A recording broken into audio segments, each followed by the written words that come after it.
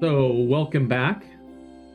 Last time on Filleted, we had echoes from below. Beneath the crumbling foundations of Seaside Cape, ancient stone whispers of forgotten horrors. The party descended into the buried ruins of a shattered temple. They uncovered more than relics. A disturbed silence held fast since the rising. Through cliff-bird corridors and halls of steep shadow, they found remnants of the chained past, signs of sealed cracking under the weight of time and intent. In the final chamber where the light of Arion stretched to reach, they heard a voice not meant for mortal ears. One of Orcus's chained lieutenants, Threxel, was freed. Now the party returned to the surface with more than memories. They carry a warning. They met with the priestess, Alwyn Duskforge, telling her what happened about the breaking of two of the pillars. She insisted that the party and herself bring news to the city of Kanda. The party hired a ship called the Emberwake, and they are going to be meeting with the captain of the Emberwake at the inn, at the docks, in the morning to start their passage and sails. So with that, I will take you to the docks, where you are in the inn. So we ended last time in the afternoon. Before I advanced the clock to the next day, was there anything else you guys needed to do before we advanced the clocks to the next day to meet with the captain?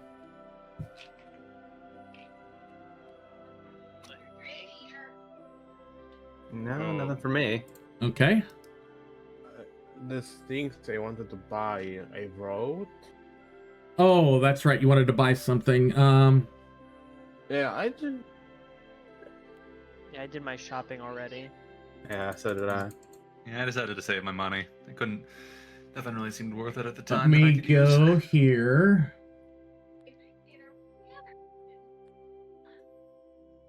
Come on, mouse.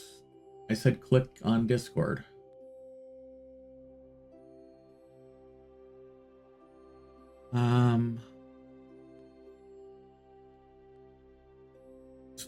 So do you remember what it is you wanted to buy there, Bowd?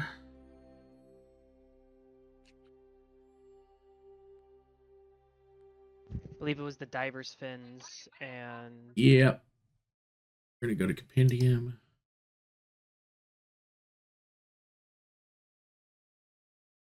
Yeah, swim fins.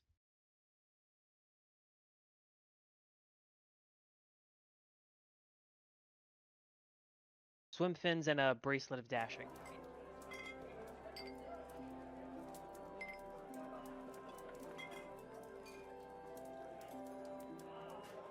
Swim.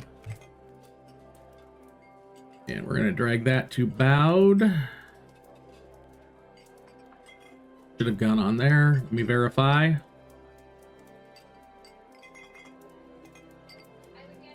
Yep. That made it.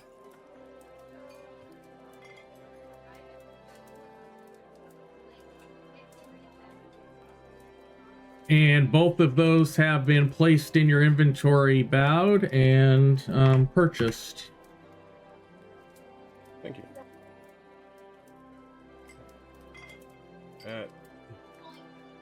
If need be, I will just borrow some money from my teammates. No, you had enough gold for it. No, for the trip. Oh. Let me go here.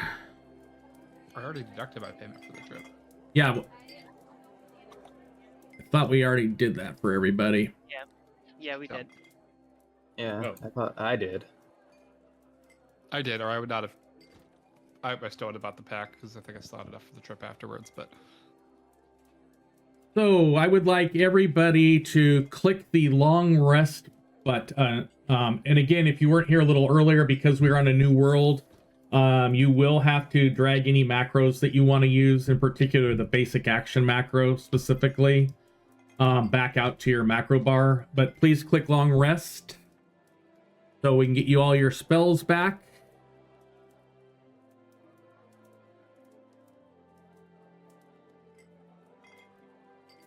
And Again?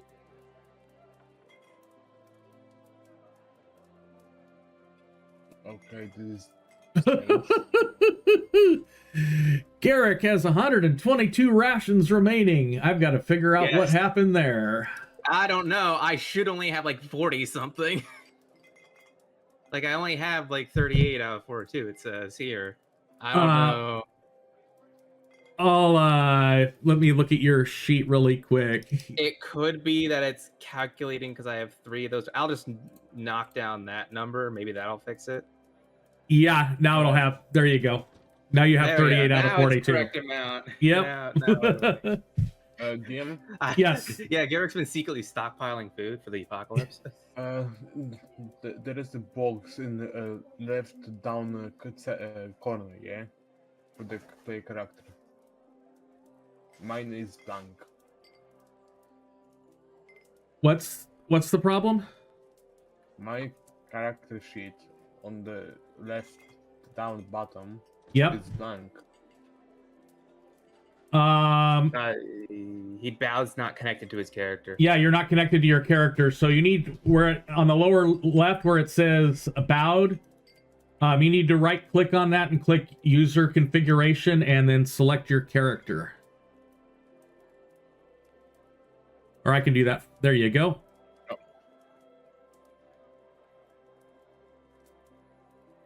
And I need to, well, Ural's here. I'll do the same thing for him. That would be Qbert.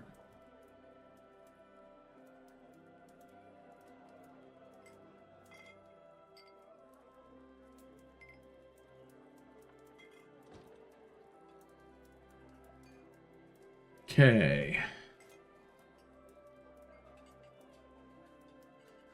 And you guys are having breakfast at the tavern, waiting for the captain to tell you that it's time for departure. There is a disturbance. You hear from outside the doors.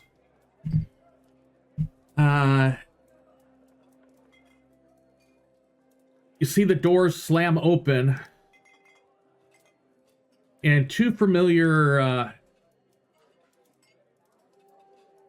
characters come in. Do you guys see them? No, I'm We do not. paused and I think I'm in a wall. Yeah.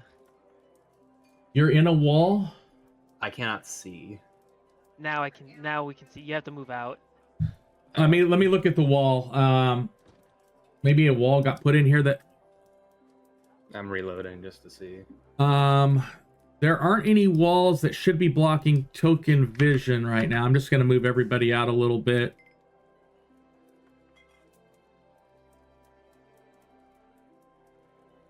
Yeah, I need like one more. Then I'm in the room. Now I'm in the room. Okay. Like this entire half over here, I cannot see. It's a black abyss. Okay, let me go to regions. And I am just going to delete that region.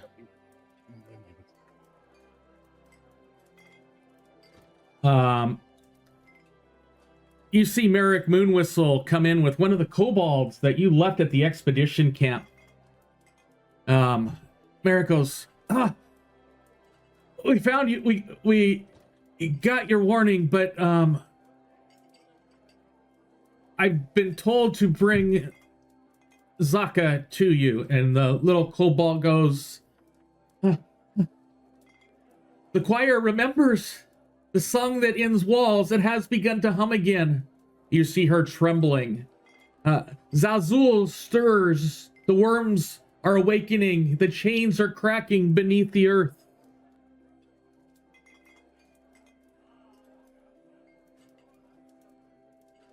Oh, that's certainly news.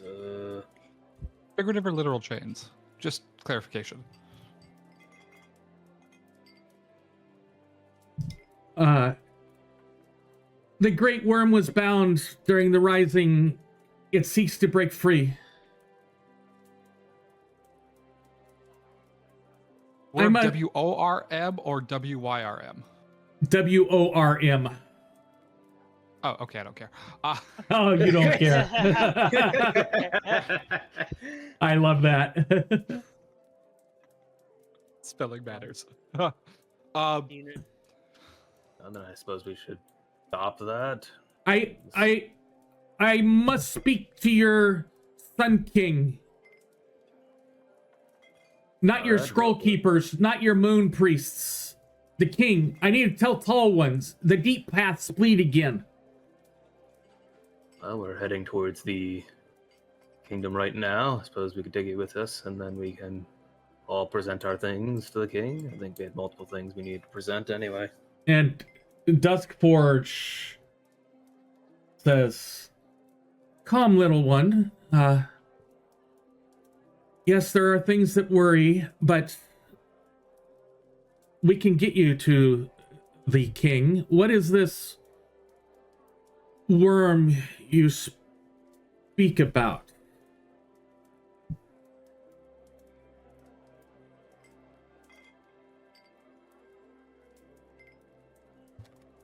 A demon. It destroyed much before. My brood sent word that they feel it rising.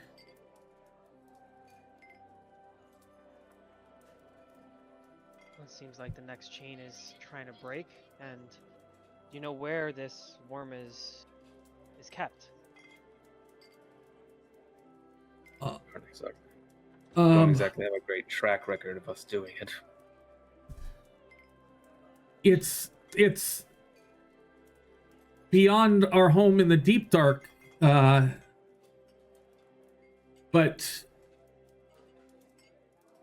the where's my notes? It's trapped below the sealstone vaults, but the chains are rattling. The chains are breaking. The Sun King must be told. Well, let's go tell him. Cool. Shortly thereafter, another individual walks in, and you recognize him. Oh, if you can actually see him. Can you guys see him? Yes. Well, I see you actually did make it down here, bright and early. We are about ready to sail. It'll be a few minutes while we load the last remaining stores. Looks like you've got more here than you had yesterday. What's up? Merrick goes, "Oh, I'm not going. I was just here. I will let the expedition know that you're taking care of Zaka." We did have one more in Zaka, but he's small. I'm sure we could fit him, and I'll pay for him. TP. Well, all I ask is, along with your pay, I do need one person to help stand watch throughout the night. You're displacing several of my crew members from their normal rooms. During the dark watches to help keep lookout so my crew can get some rest, since they're not going to get their regular sleep in their beds. They have the hammocks put up. I can do that. No, I have the perfect spell for that. is it light? Is it what? Is it light? Because I feel that's the perfect spell for that. Why do I need light? See better. You don't have dark vision, do you? Only low light. No, I Or- see perfectly fine in the dark. Ah, wow. But I also have a spell that if something does happen, I can wake everybody up. Yeah. Oh, okay. Fireball. I don't know fireball, but I do know. I take two. A quick like 3 seconds and cast bullhorn. I do know this. Try not to do that in public. Philip might get kicked out of places. Agreed. I Um, think we keep watch with you. Everyone within 500 feet can hear me perfectly loudly. Hey. Perfect for a ship. after another 15 minutes or so, 2 other individuals walk in, and the captain goes, might I introduce my first mate, Caldris Vane. That is the gentleman that is here. And my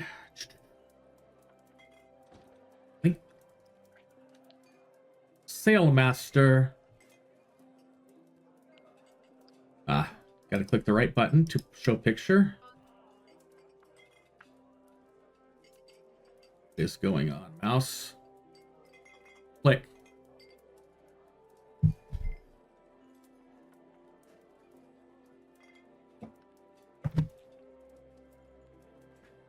Okay, the same thing happened the other day. My mouse stopped clicking, or it stopped me being able to control it, and it's walking across the screen on its own. Like joystick drift. Huh. How strange. Interesting. My sail mistress, Aja Verlessa. And I would get that picture to you if I had control of my mouse. I am going to unplug it and plug it back in really quick. I changed the location to make it easier.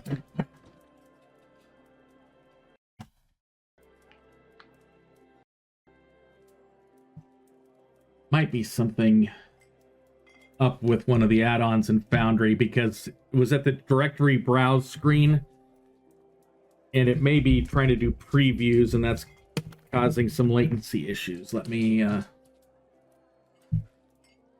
roll. There, you're almost there. Wonder if escape will let me work here.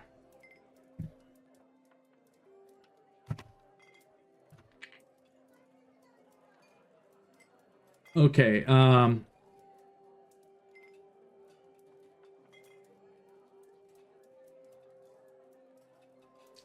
have no clue what is up here.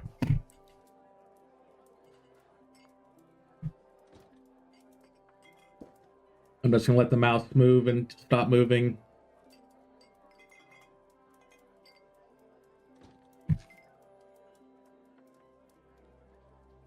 I have even no clue where my mouse is. Oh, this is bonkers. I am sorry about this. Is there anything like caught? Is there No anything like caught in the problem. sensor on the bottom? I know sometimes if I like a dog hair gets caught in mine, it freaks out.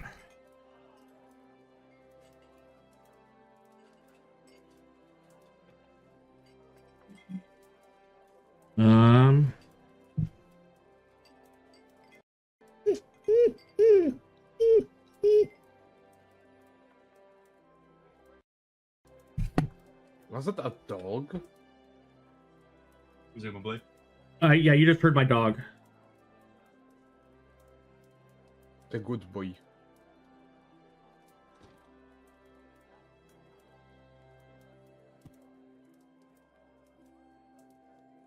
Okay.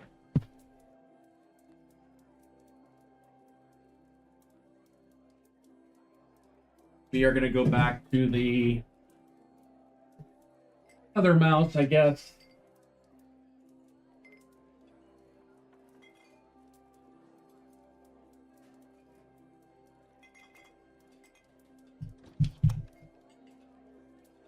Sucks when you buy nice equipment and it says it doesn't want to work. I'm hoping it's the mount Yeah. and not my computer. Okay, when I unplugged it and plugged the other mouse in, I now have mouse control, but I logged my GM out of Foundry, so I will get back in there.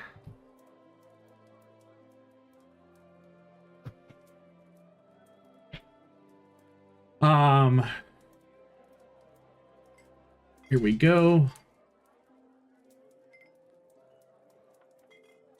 Oh, let's do this.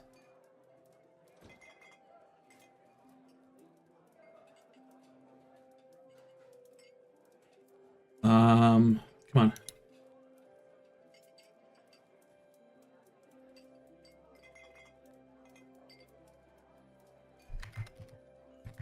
Here we go. Sorry about that.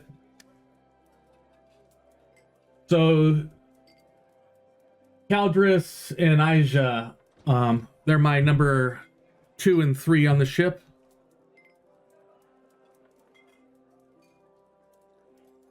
And my screen is almost done loading.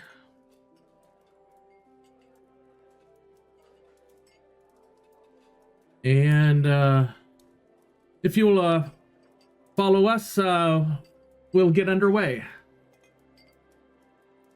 Either way. And the 3 of them. Oops. I'm going to do that because I accidentally. They head out the door and then they head south down the pier.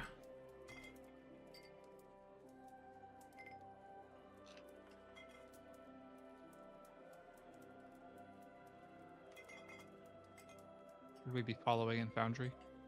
Yeah. Okay. You can see the rest of the wonderful dock town, or the dock area.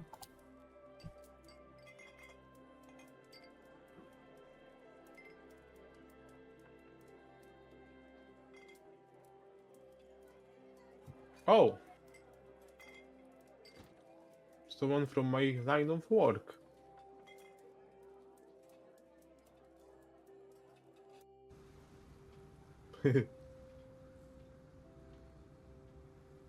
So what I'm going to do now for you is I have a journal called the Emberwake, which you already have access to the picture of the ship. I am now going to give you guys observer access to the crew as I go through and introduce the crew.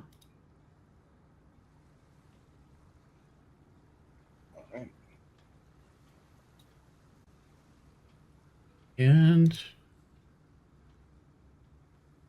so first up is Captain Two Casks Harlan Greaves. He is your captain for this voyage. I guess he has a floating beer stein that doesn't like to rest on anything but the hover above the ocean. Next up on the ship is the navigator, Alara Nimwin. So she's in charge of plotting the course and making sure you get from place to place. At the end of the pier, you see the quartermaster, which is Bragger Tuskback.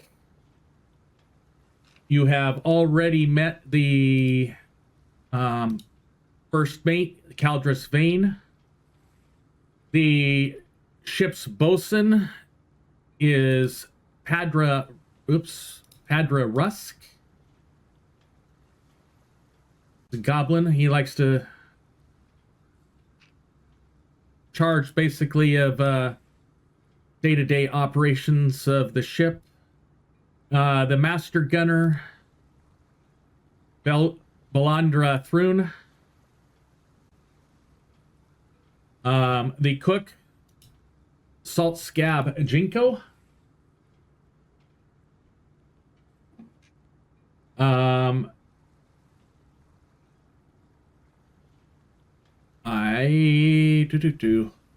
She is the carpenter. I need to get her name for you. The carpenter is Allwind Drift Brace. Next up is the ship's steward, Pello Swabnose Marin. He's basically the cabin boy. You've met the sail mistress. And the powder monkey, Tix Scraps Knuckleburn. So those are who you will be sailing with on your way to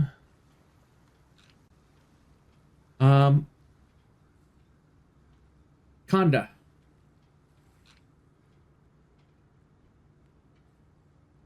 Right.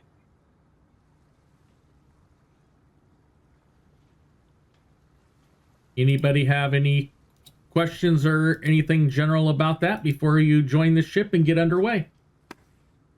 No. Hey. No, everything was explained. And so what we will do is I will take us to a different map.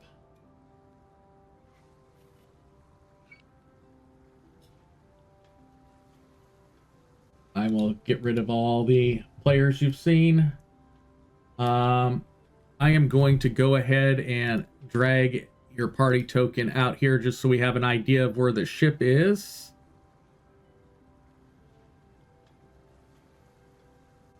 I'll update that to a ship a little bit later. You are right here at the Seaside Cape, and you are heading up to Kanda. Let's see. Is this one of them that I made?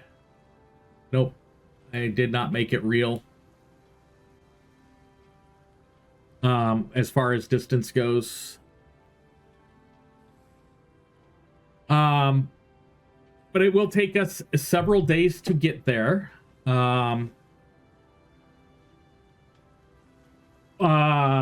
Basically what'll happen is each day we're going to do that wonderful blind roll random check to see if any of the wonderful random encounters happen on the way. As well as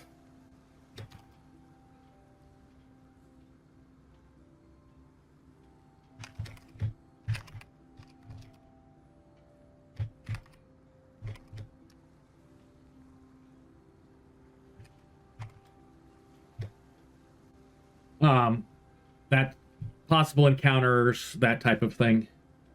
The ship does travel at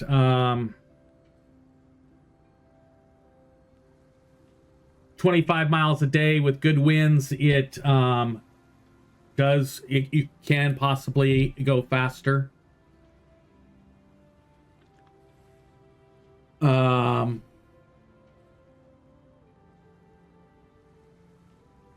So we shall begin if anybody doesn't have any questions.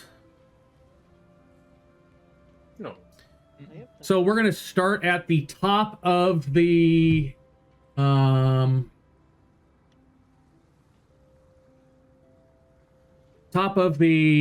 order alphabetical wise. I would like Bowed to roll a d20. We got Just a general d20. roll. Okay.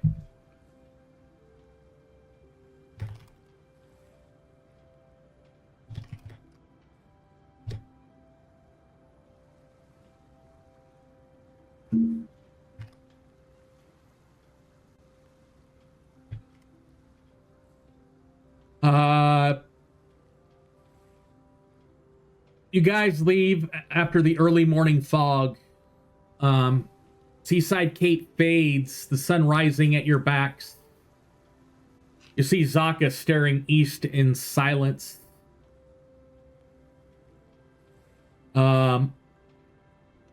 Alanwin, as you guys depart and the sun rises, he mentions to you that the light of Arion is with us. I feel his blessing as we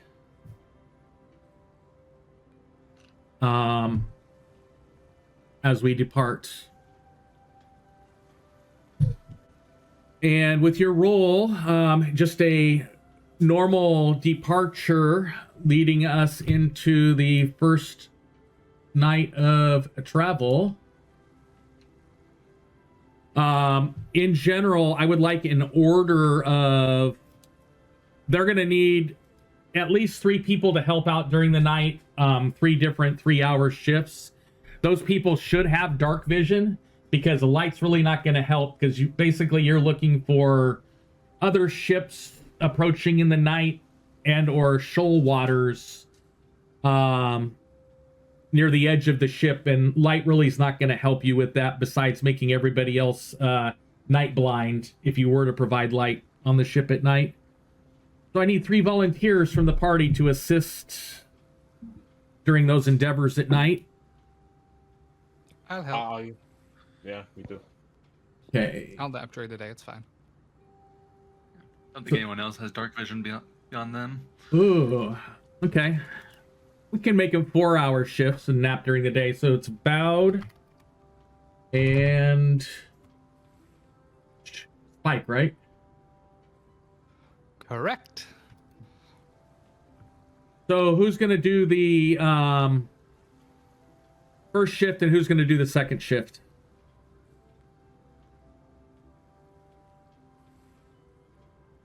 In I general. can grab the first. Okay. So I'll just put a first there. I've got that added to our notes and put it there.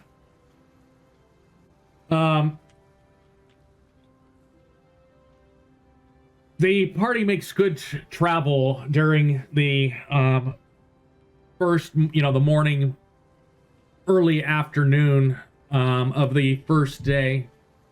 As the night starts to set, dinner is served. Jenko lays out a decent fare for being aboard ship, but not what you'd be used to eating if you were, at a regular inn or tavern.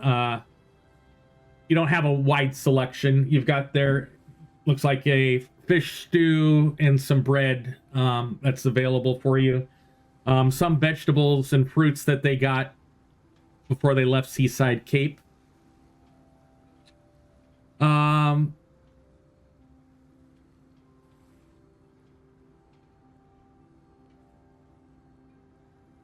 I would like, are you guys doing anything on the ship during the day as you're traveling? Any discussions or anything like that? I don't think Garrick is at the moment. Yeah, he was No, more no. Okay. worried about the travel itself. I would like each of you, actually, I'm going to do it this way. We are going to...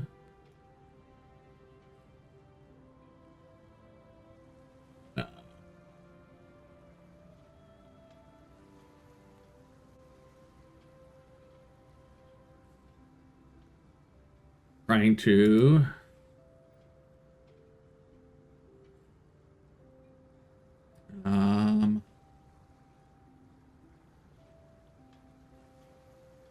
your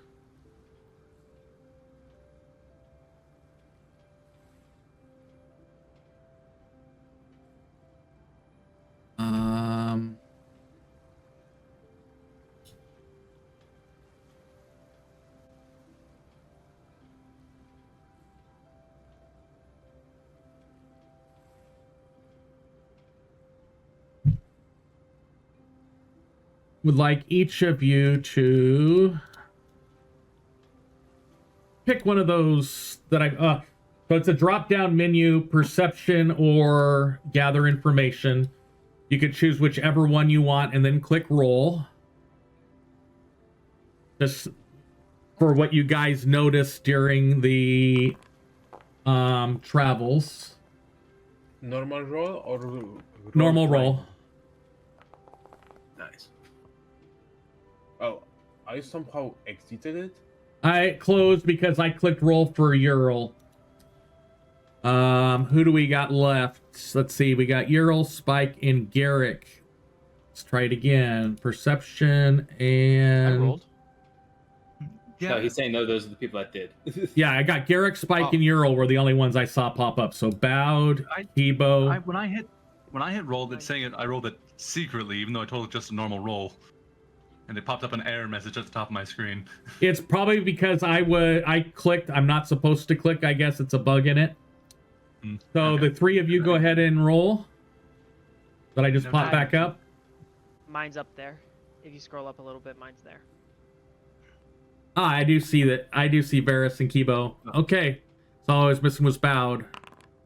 Okay, you got my. Glad I got Oh, my again. Okay. It wrote the error that my character is not present in this scene, so I cannot roll. I got a roll for you. It came secret. It's probably because gather information is a secret check. Oh yeah, that's probably it. Yeah, because all the people that it showed up normally for doing perception. So the ship is multiple levels. And you know, you're in a basically close quarters, and throughout the day, you guys just wander around, you know, kind of checking up on, you know, what's the crew doing and stuff like that. Spike, you notice that the kobold ticks, he's burning some driftwood down in the cargo hold. And it seems odd. That's what you get from your rolls. The Garrick, Yes. you notice one of the crates that's down in the cargo hold has a sigil on it for the Black Sepulchre.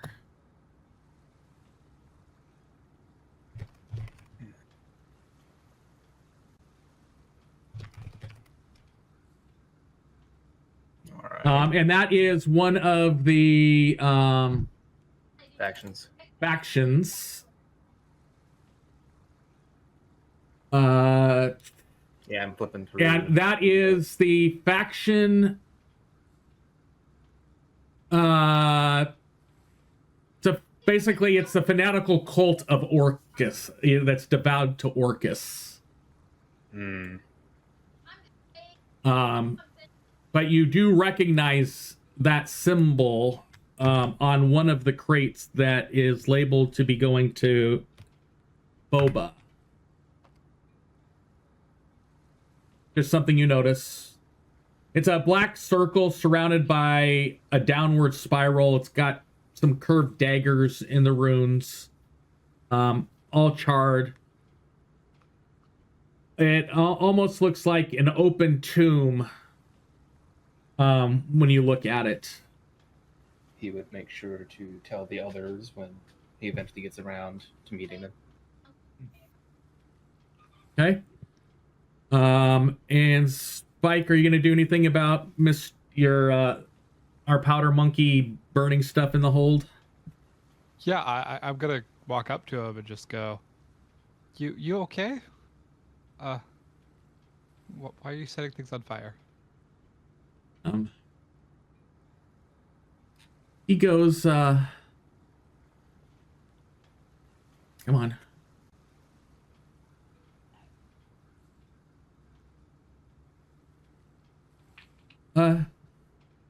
Just stuff from home. You look at him, and what he's burning is actually humming, like almost a musical hum. And I try to identify why it's on me. I would like you to roll a. I'll do this for you. We'll do it here. Spike. It's a. It's me. There we go.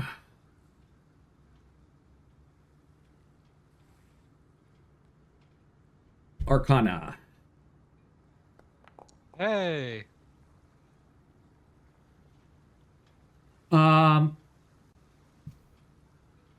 You recognize it as a tuning fork.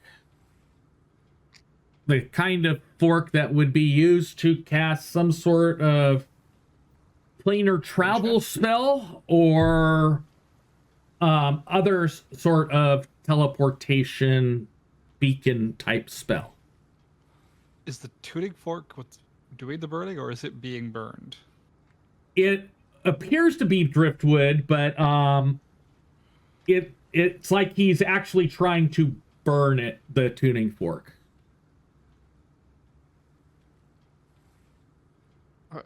Why do you want it burned?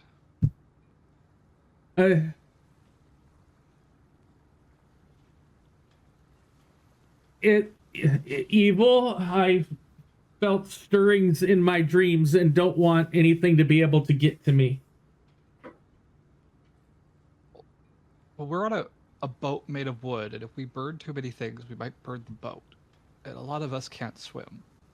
If you'd like, I could hold on to it and keep it safe, keep you safe from it. And we can deal with it when we're not on a ship that can burn. Would that be okay?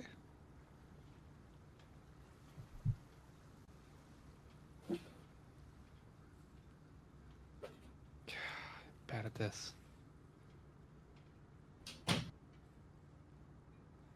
Bad at this. Oh, nice. That 1 second. I have a hero point, right? Actually, let me go. Let me shift Control H.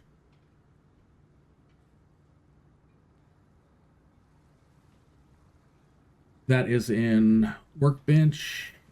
I've got to set up. Oh, My sheet does show I have a hero point. yeah. So go ahead and use it. It's not letting me click reroll using hero points, so I'll just roll a diplomacy. God damn it. Yeah. Oh. Wasn't great odds to begin with, but even worse. Okay. No.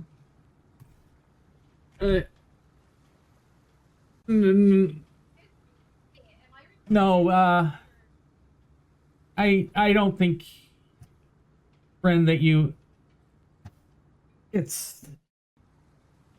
I'm afraid that something could track us with it, so I want to get rid of it.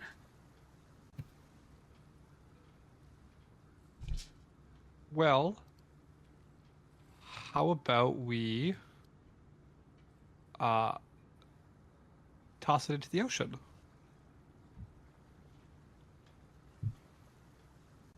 I'd like you to roll a 1d2. 1 is a be yes, and a 2 will be a no. And since my mouse is playing fun games again, it's a 1. So yes, you can escort him to the top of the ship. To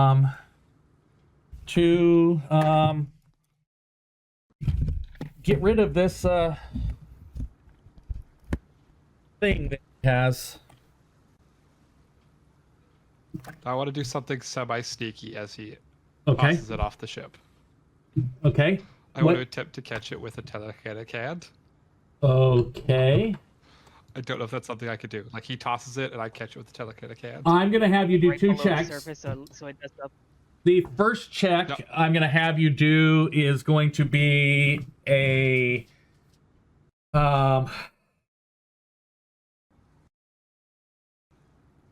Stealth? trying to get my mouth. Well, that'll be the second one. The first one is either an Okay. Arcana or Dexterity check. or does your hand catch it? And we're going to do a 16 for the DC. Go ahead and roll that because I'm having mouse issues again. Nope, I failed. Okay. Not about a few points. And don't get down. I rolled a 2. And the second one will be the stealth check to see how stealthy you were trying to grab it with your telekinetic hand. 23 on the stealth. So he doesn't notice, but you don't succeed. He doesn't notice, but it instead of him just tossing it over the side, he actually threw it, and you weren't expecting that. You were expecting him just to do a nice leisurely toss, and with him throwing it hard, it made it so that you were not able to catch it. What are you I doing? understand. I tried.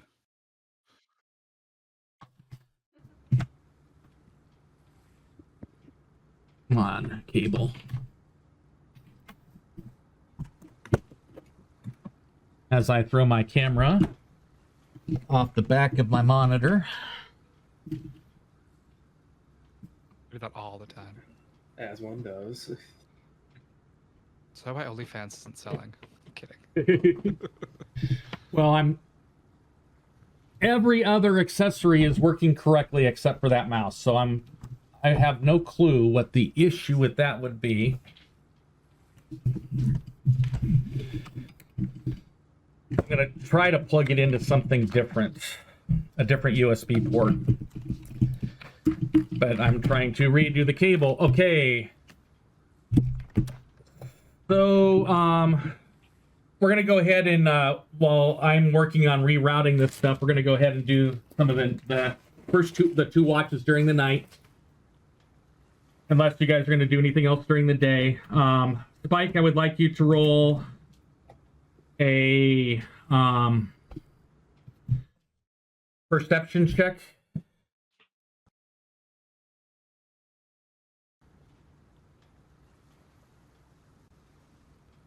$16. Not used to being at sea. You are able to definitely see. At night, they do put some lanterns at the top of the masts and along the side of the ship so other ships can see in the night. You do see several ships that are in the distance as you guys are traveling, but nothing out of the ordinary. A nice calm night with the one of the moons being near full and the other one just coming almost to its new moon state. Bowed, I'd like you to roll the second check. Perception, please. Okay.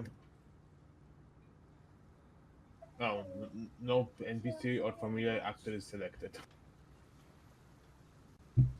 You should be. No, he is connected.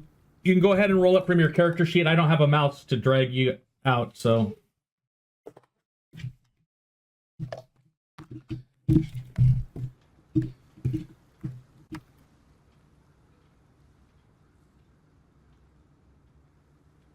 $10. Yep. You're not used to the dark. You don't notice anything. You're paying more attention to the waves crashing on the bow of the ship. Not being able to notice anything out of the ordinary, or if it was out of the ordinary, what it would be. So that brings us to the end of the first day, and I'm going to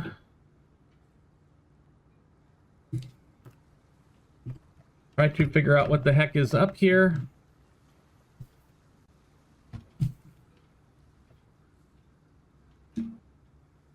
What I'm going to do is we're going to go ahead and go on break right now.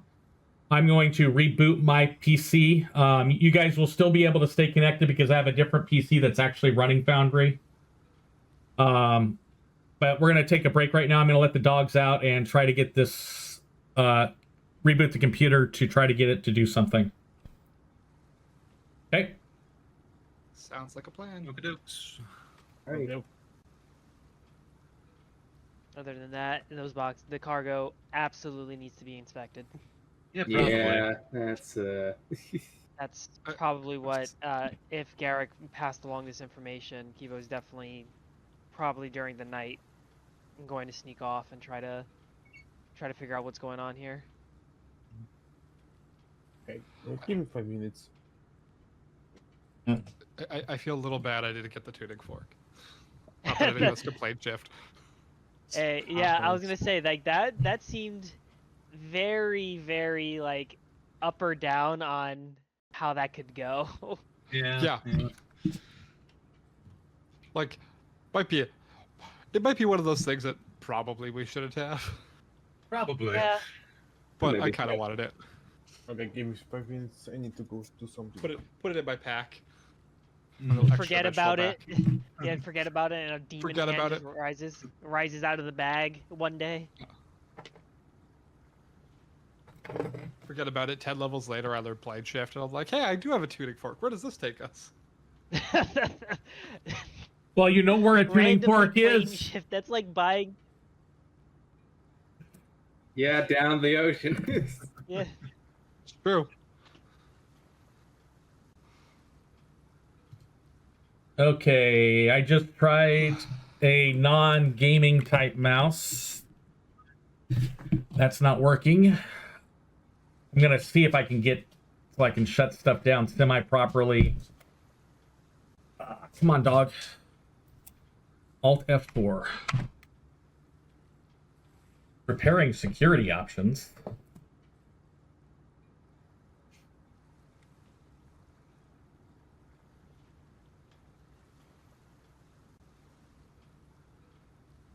Come on.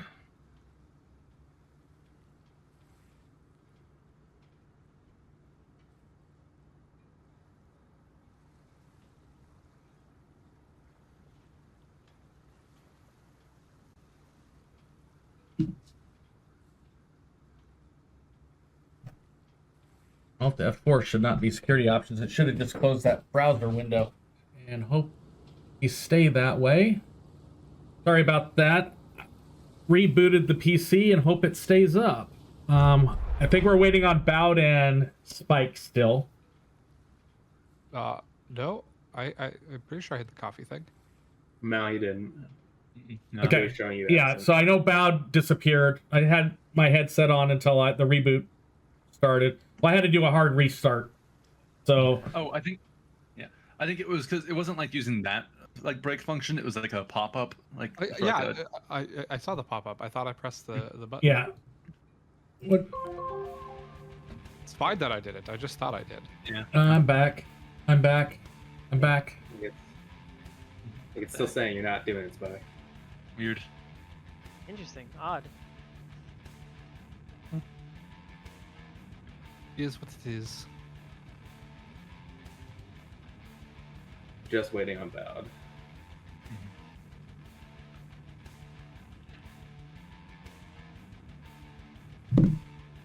Gives me time to plan stuff out for my. I've been in the middle of this while I'm waiting for my turn to do stuff. I've been Okay. planning stuff out for my Iron Kingdoms game. So we are back. So while I was out, my friend, who is the IT guy, helped me out with some stuff. So we are now going, got stuff figured out so that I'm able to have that separate server running Foundry. So my PC that I'm playing on is actually getting streamed everything just like you guys are. So not having to serve the web thing from that at the same time. So we going to advance.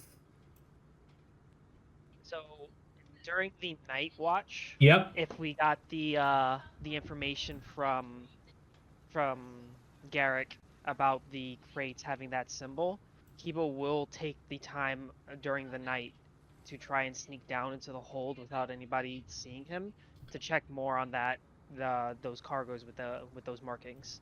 Okay, so the second watch is bowed, correct? That was bowed, correct? So I'm gonna fix a map for you guys then. I'm gonna put bowed where he would be on his watch, and then I'm going to go and I'm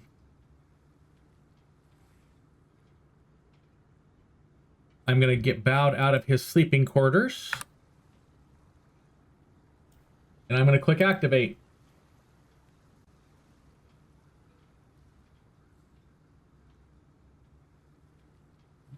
So bowed, you should see yourself on the top of the ship.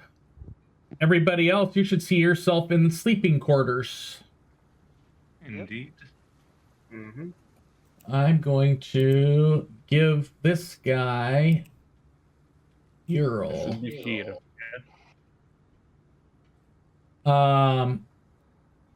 You want to go all the way up top, bowed? Or just at the bow of the ship? Because I can put you 30 feet up top. So, Kibo, you are in where the sleeping quarters are. The way down is, well, the cargo hold is in this general area of the ship.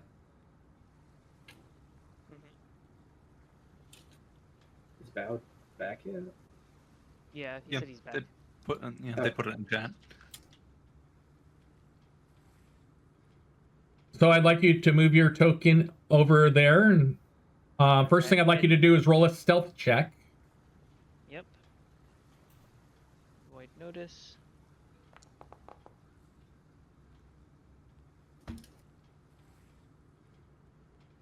Okay.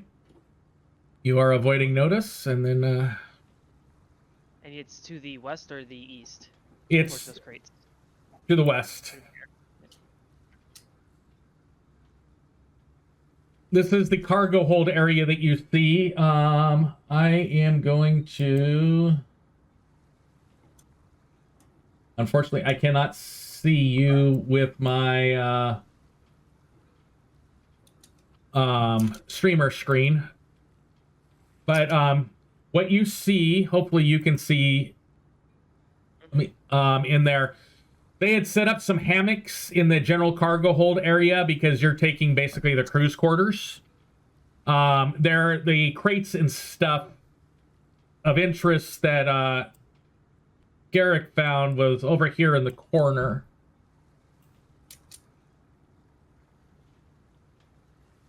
So seeing that, and seeing that this is where the crew is sleeping. You've got one person sleeping right now, and that is Bragger. That's back. It's only him. He's the only one that's there sleeping. Yep. Okay, so then if it's just him, people will keep wide, avoiding notice, getting right here, and making sure that these are the crates that Garrick had pointed out. Yep, and you notice the one crate definitely. Those are all bound for Boba, which is the second largest city on Kanda Isle. There is that one crate that does bear that sigil on it. Okay, so that one in particular, Kibo's going to try and very quietly try and get a look into what the cargo is holding. I am going to have you...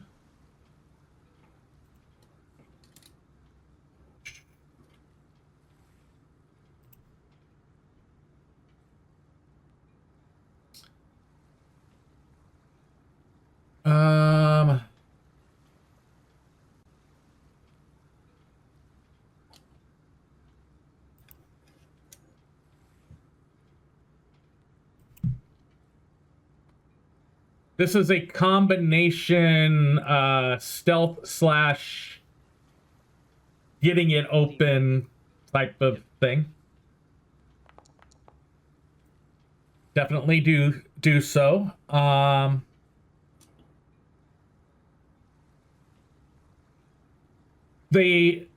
You are able to jimmy the lid off carefully. When it starts to, the nails start to squeak as they pull through the wood, you slow down, you stop, making sure that your bragger is still asleep, and then you continue. You are able to get it open.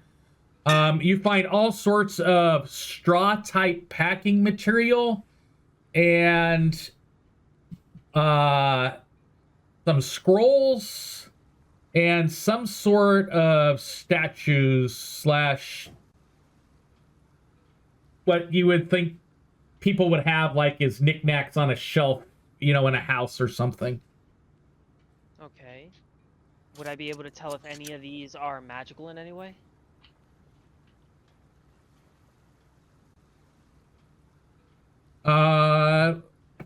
You have detect magic capabilities?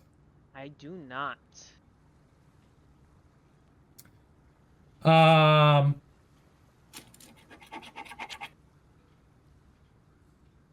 You look at the words, it's on the scroll, you can't quite understand them, but they do seem to be arcane in nature. Okay.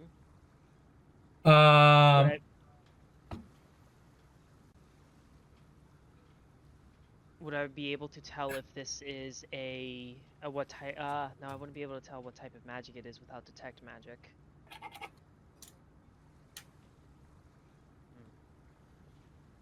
And there's a lot of these scrolls, or just the one? There are there's one scroll that's definitely a scroll. There is a page that seems to be torn from a book.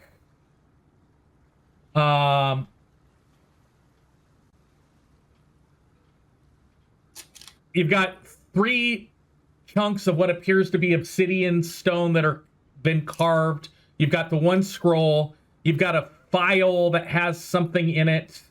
A page that's torn out of a book.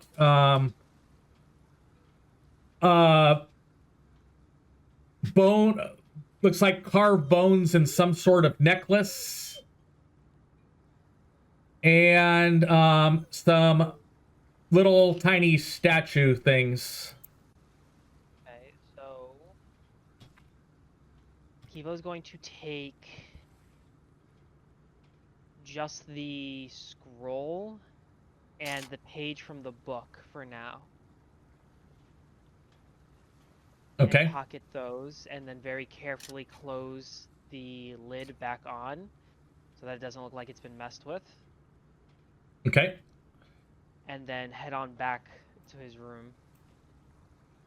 Specifically spending not the entire night, but as much time as he can without losing a lot of rest. Trying to figure out what this is exactly. Okay. The piece of torn paper.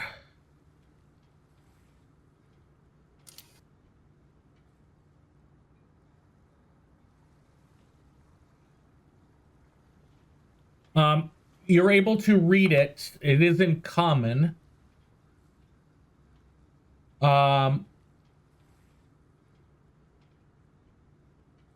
It's labeled the second verse at the top.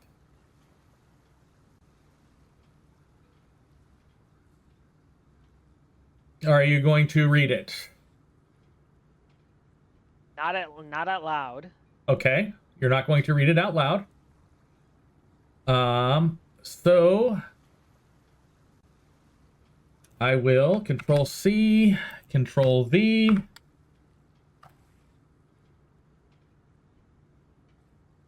When the voice is stilled, the chain may break. The breath unsung shall birth the ache. Let the root uncoil, the mouth unfold. For memory dies when the song is told. Name not the sun, nor mark the sky. Where worms remember, gods must die. In spiral dark, the bonds unwind, and silence falls upon the mind.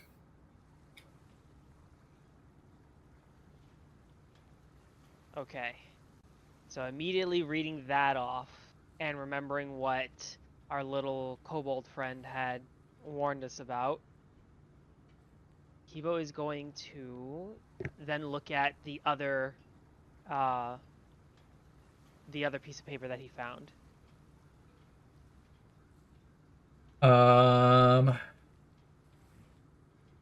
There was the scroll and then the torn paper from So that's the torn paper that you just read. Yeah, that's the torn paper.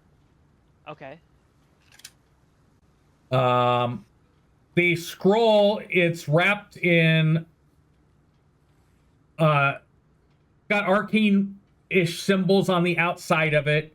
It has a black wax seal that looks like a bone pin has been imprinted in that seal. The black wax has been cracked, so it's been opened up previously.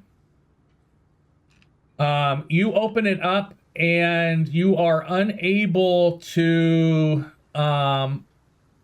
read the writing on it. Okay. It's all arcane type symbols. Okay. So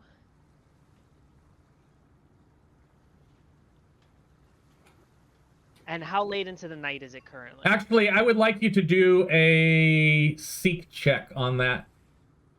Okay. And it's about 4 a.m. If you guys have, you can click on, I may not have given that to you. There is, where the black seal, where the wax seal is, you can see that there appears to be some writing just underneath where the seal was. You can kind of bend it back a little bit. And there's a little note written underneath the wax that was covered up by the wax. And it says, "This is not for casting, this is for breaking."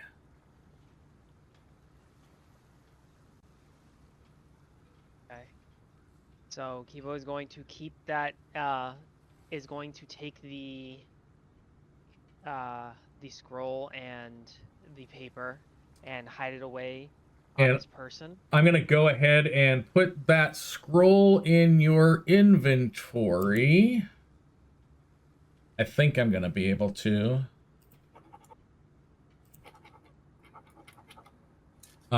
Just don't open up your inventory until I mystify it.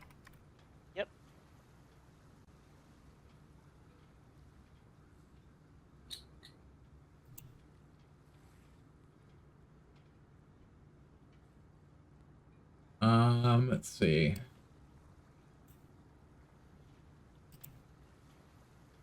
And it's mystified. There you go. It's in your inventory. All right. So Kibo's then is going to keep it on his person, and immediately is just in his head just saying like, "This is a problem. We need to convene and figure this out." And he will just, for tonight, go to bed. Okay. Anybody else doing anything at night besides those that were standing watching Kibo and his discovery antics? No. Yeah. Okay. So we will advance the clock to the...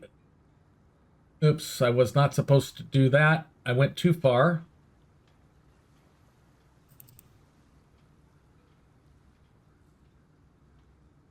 We are going to go back 5, 10, 15, 20, 25.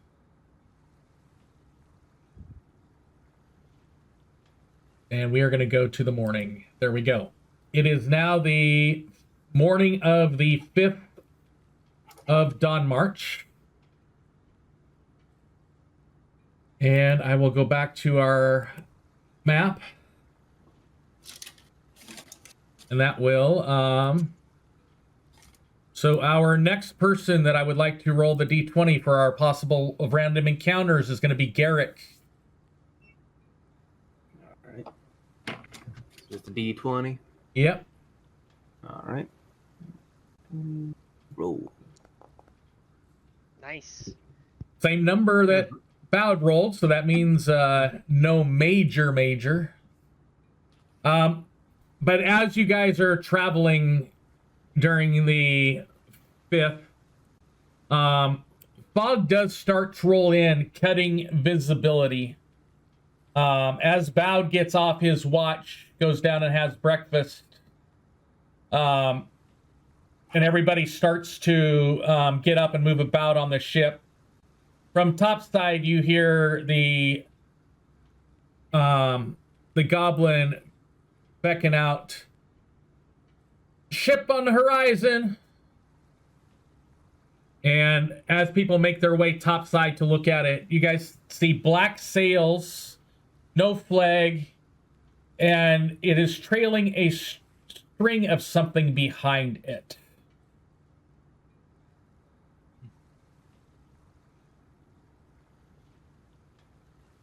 Are we able to see what kind of flags it sails? It has no flags. Oh, I'd be wary. Black sails aren't a great sign, but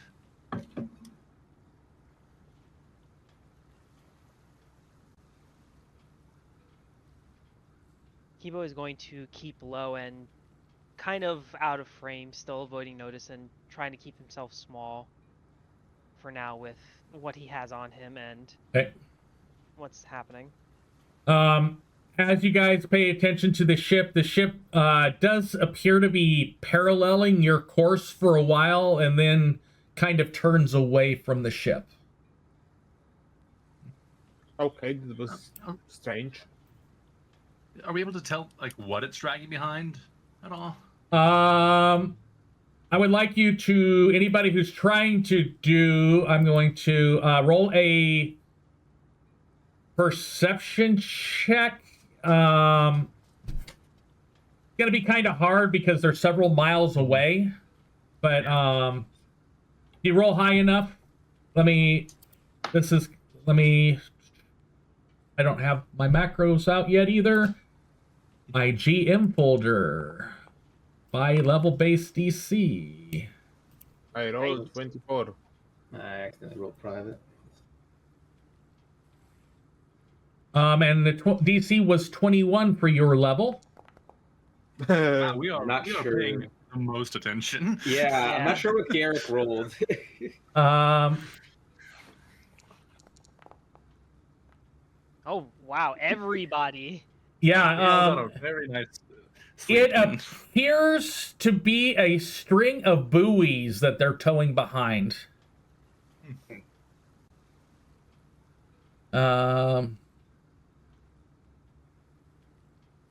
Yeah, it appears to be a string of buoys that they're towing behind. With what you rolled,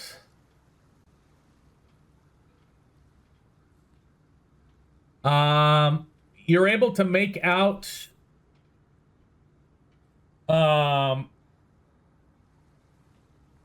what the crew on the deck of the other ship is wearing. They all appear to be wearing like tattered, threaded cloth and leather clothes and armament.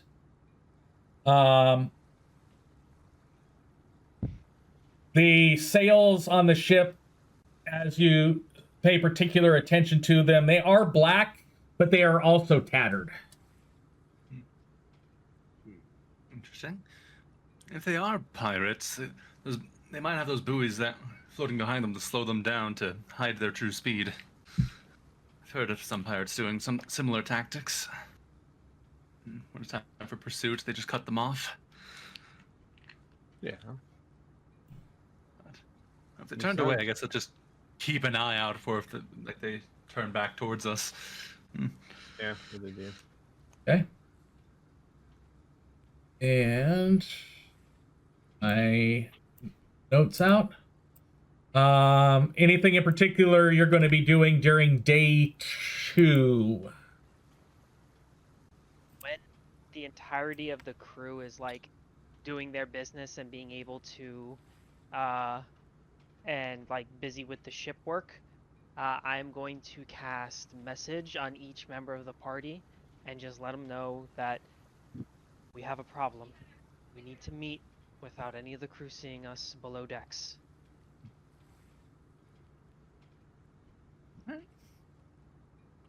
I try to respond, gather. okay, and I hit Yeah. below decks. Yeah, same. I also respond Just trying to gather everyone without drawing attention to us.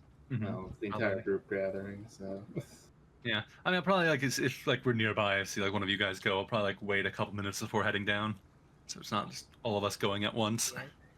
Yeah. I'm actually already probably down there taking a nap, to be honest. Yeah, not that's fair. Okay. You head down and go ahead and do your discussions. Once everybody's down, the first thing is making sure that looking around, making sure that there's nobody around or anyone that can hear us or hiding out that have followed anyone. Yeah, they're pretty much topside or on the gun deck. Okay.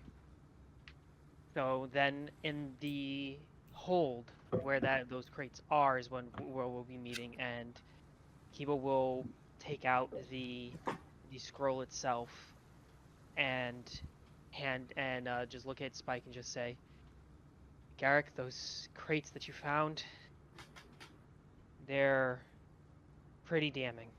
And I'll hand over the scroll to Spike and just say, are you able to read that? Don't read it out loud. Don't try and activate it. It seems that what our little kobold friend was telling us is not only true, but somehow they might be connected to this. I'm So able to read it. I'm going to open up Kibo's inventory. I am going to demystify it. It is a scroll of detect magic rank 2. Not detect magic, dispel magic. But Spike, you're able to immediately determine from it that it's not just a regular dispel magic.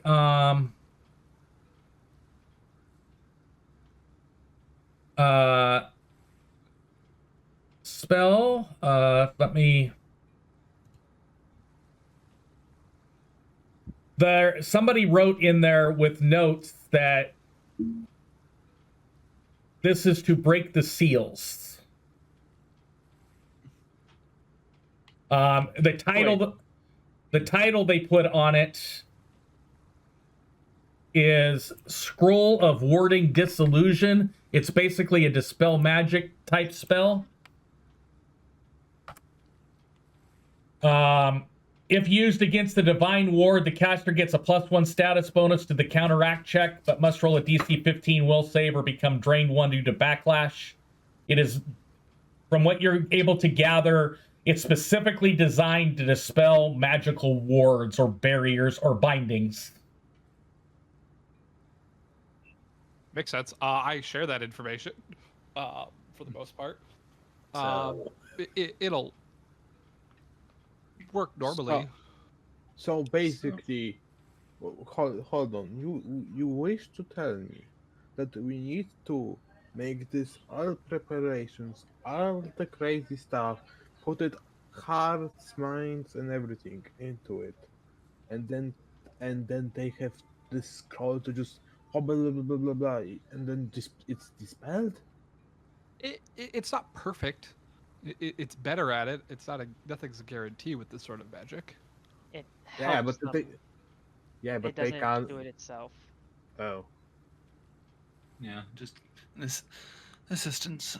But I do believe this is probably a good sign that we need to head to. Where did you say these were headed? Boba. Boba.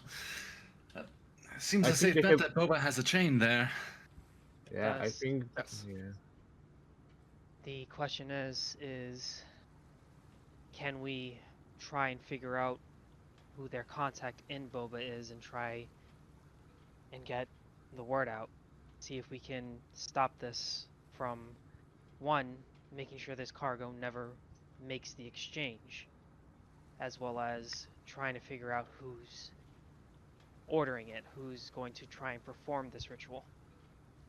It'd be a hard task, especially given that we're planning on stepping off at the capital. Oh, maybe.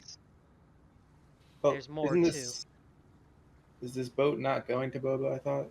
That- It is, but we're... Yeah. We're the layover. We're the layover. Yeah, there's... We pay them... We're going to be getting off at the capital, which is, like, on their way to Boba. They were originally going to go directly to Boba without stopping, but you're paying them to stop at Kanda first. Yeah, so it will be going on without us with this cargo. Wait, I have a crazy idea. If we are fast enough, we can take this thing to King, show him that Orcus, the cult of Orcus, isn't Boba, and have him stop this ship and every other Thank you. search. Because the ship's Yeah. going to leave as soon as we step foot on land. Probably. They might have us... They might stay all the night there. It's hard to say. But... Also, is the black... Is... Like, the Orcus cult, are they not like, illegal or anything? So I feel like this was just, like, clearly marked crate, wasn't it? Yeah. Yeah, the symbol on it, it was because of the check he rolled that he was able to... Okay. Yeah, it's not It's flat out says, hey, deliver this to the headquarters of the Orcus cult in the city of Boba. Okay, just making sure. But I think if we are to take this and use it as evidence to get the king on our side and try to enact something fast, we're not going to get an audience with the king that day. Mhm. It's going to be time consuming, and they're going to be long gone before then. Another point we could try speaking to the captain, see if they're aware they're carting the artifacts for Orcus. That And- was And if we can, and if they're not, they might be pretty willing to allow us to take them to get turned in, because I doubt the captain would want to be known as one who deals with Orcus.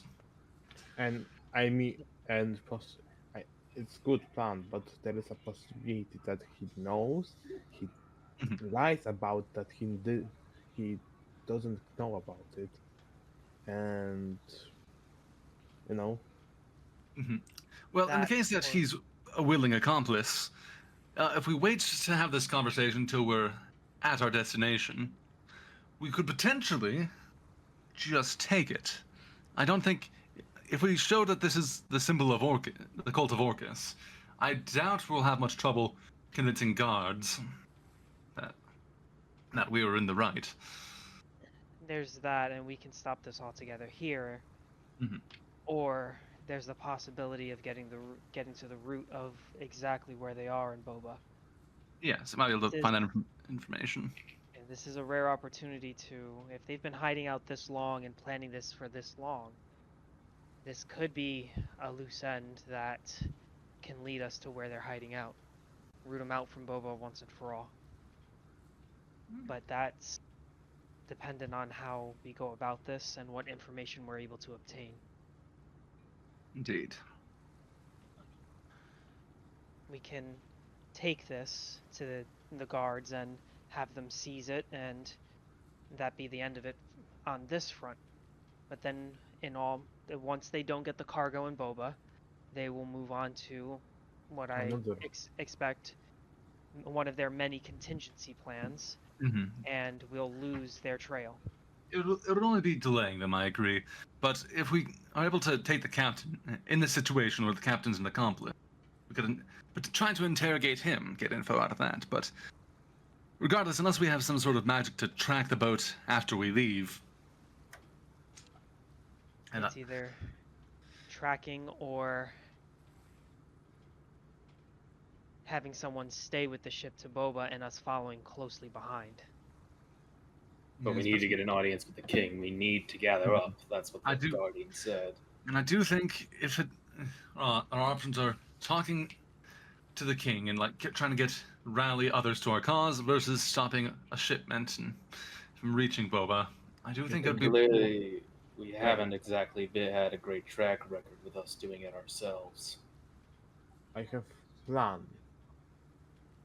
We don't need to do both things. We only need to go to the king. Or more specifically, go to one of many temples in the capital, like big. Start the ship. Go there. Tell him that this guy and this ship has stuff from Orcus, and if we can send spies to infiltrate, it will be golden. I mean, Probably. the thing is, we're not exactly important people. They're not just going to give us an audience that day. Exactly. No, I was not going to ask the king for it. Temple. There's no knowing that they can get an audience with the king any faster than we can. I think he's saying to see if the temple will send people, but I do think regardless that's going to take too long. I don't think, and they'll have to convince the captain to take on more passengers. I wouldn't put much faith in being able to get that done before they leave. Yeah, and the problem is that we, like Garrick said, we are not important people. We do not have connections to get this along the chain of command and be convincing. It's not gonna. If we turn the stuff in, there's not gonna be immediate action. But I think for now, let's just wait until we're nearing our destination and then talk to the captain. And because once again, he might not be an accomplice. He might just have accepted a cargo job and not knowing that the symbol meant Orcus. And guys, remember one thing. Have your weapons prepared. If Capitans knows about it, tell us, and he attacks us. I want to be assured that we can defend against him. I mean, if you tell him that, oh, you're preparing this Orcus stuff, and he knows about it, he can take us as you seen, and you seen too much, and just decide to kill us all. Yeah, we are very far. Yes, that's why I'm suggesting we don't even confront him about this until we are at the capital, or at least within close enough distance. There is a couple other things in the crate that I wasn't able to fully identify. If you're able to check if they're magical in any way or somehow important to what they need. Sure. I could go tonight. Well, we're in the room with them. Oh, are we? There's nobody else in here. Yeah. We could probably. Yeah, there's nobody Oh, here. yeah. Look. I'll examine. So are you just gonna detect magic, or first, or are you gonna open up the crate again? I'll detect magic first. Yeah. Yes, there are multiple things in that crate that are providing you a magical rebound type thing. Yep, it's magic.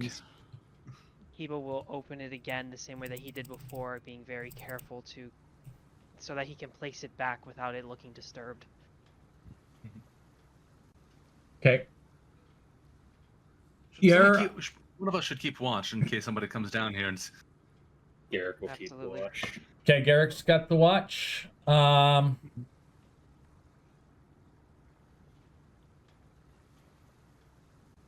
You see 3 stones in there. So as you dig out there, like I said, this whole thing is like stuffed with straw, and there's stuff, just haphazardly in there. We'll start at the top. There are 3 stones that seem to be emanating negative energy and subtle suppression of positive auras. They are very faint glow on those. The file, the little tube that's in there, has some sort of illusion and necromantic magic coming from it. The necklace that seems to be of carved bones has necromantic magic. There is a statue that has divination magic coming from it. Another statue that has evocation magic. Another one with necromancy. A piece of mirrored type glass that has illusion / divination magic.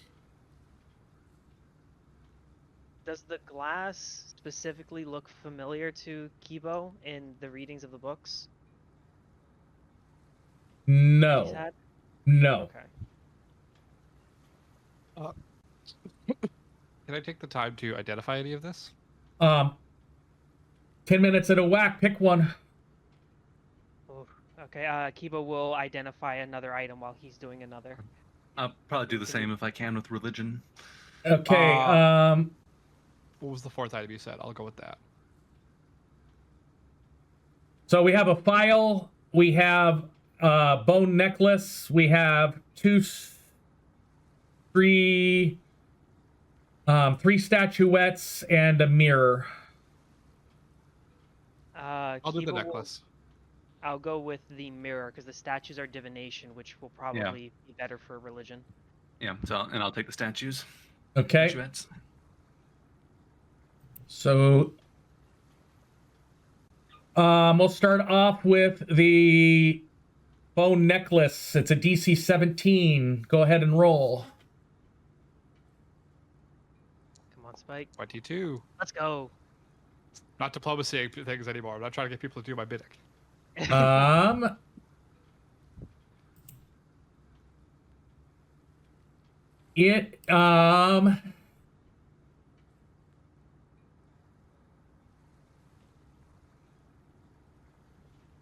a rosary carved from finger bones, black with black twine. Each bead is painted with a fading sunburst.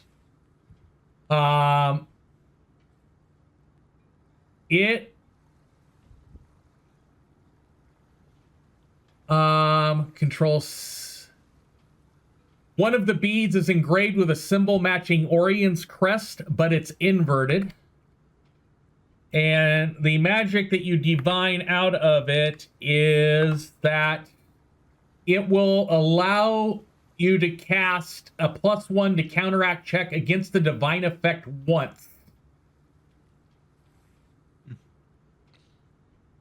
And that should be that's once per day.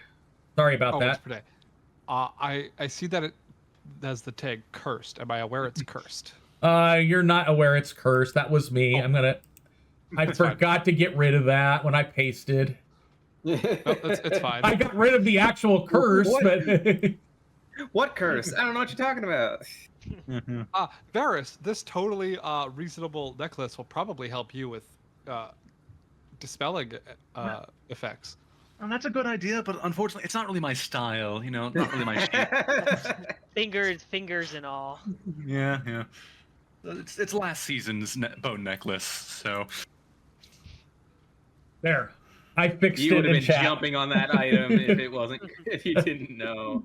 Yeah, I know. That was on me. Sorry about that. It's We probably shouldn't be using anything we get from this Orcus box. honestly probably. So the next one is a statuette. It's a tangle of coiling worms rising from a cracked dwarf skull, mouths open in a silent song. It's a DC 18 religion, arcana, or occultism check. All right. Go Varys. Yep. Let's go. Very nice. On the dot. And Varys, I would like you to... Where's the saves at? Oh, that's a good sign. I wonder what's happening. Probably reflex save as it tries to bite me. No, it's not that. Ah, yes. Sorry, yeah, joking. We are going to. No, it was a mimic. Mhm. Only fitting.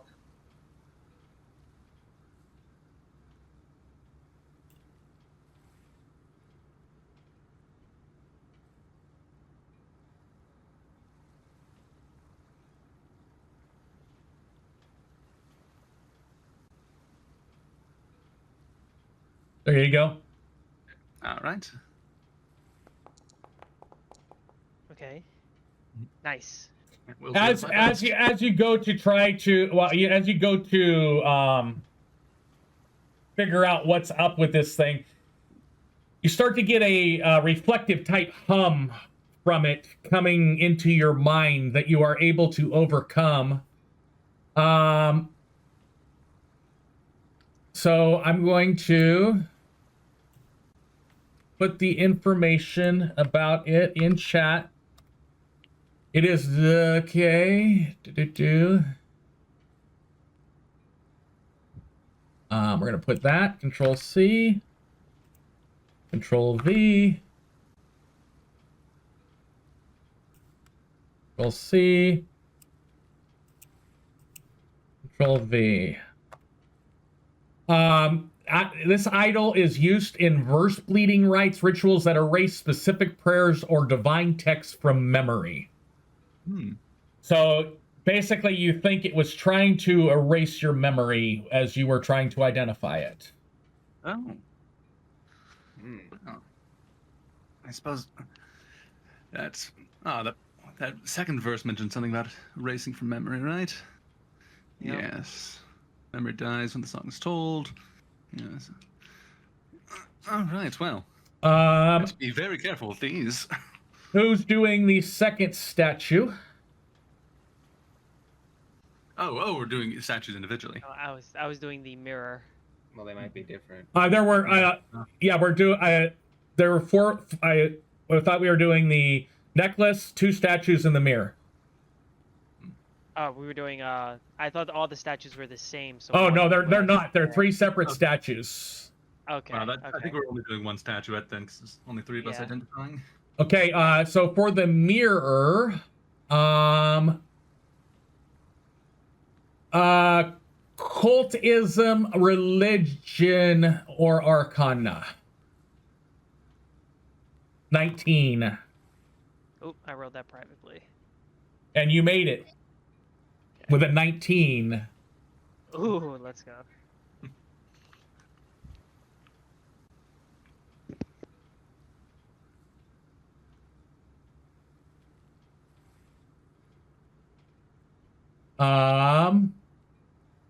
Control C.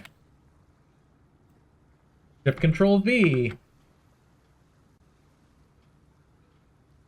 It's a mirror polish of black glass with hairline fractures. It appears as a blank pillar at first glance, but when viewed under moonlight or detect magic, which is going on still right now, faint outlines of hundreds of worm-thin mouths emerge in perfect spiraling rolls. If it's used as a ritual focus, it grants +1 to occultism-based rituals, but causes the caster to become haunted for 24 hours. One of the fragments that you see in this design as you're moving it around in this detect magic appears as this part of the mural that you guys found in the Dwarven library access going down to that deep, dark area where you rescued the kobolds.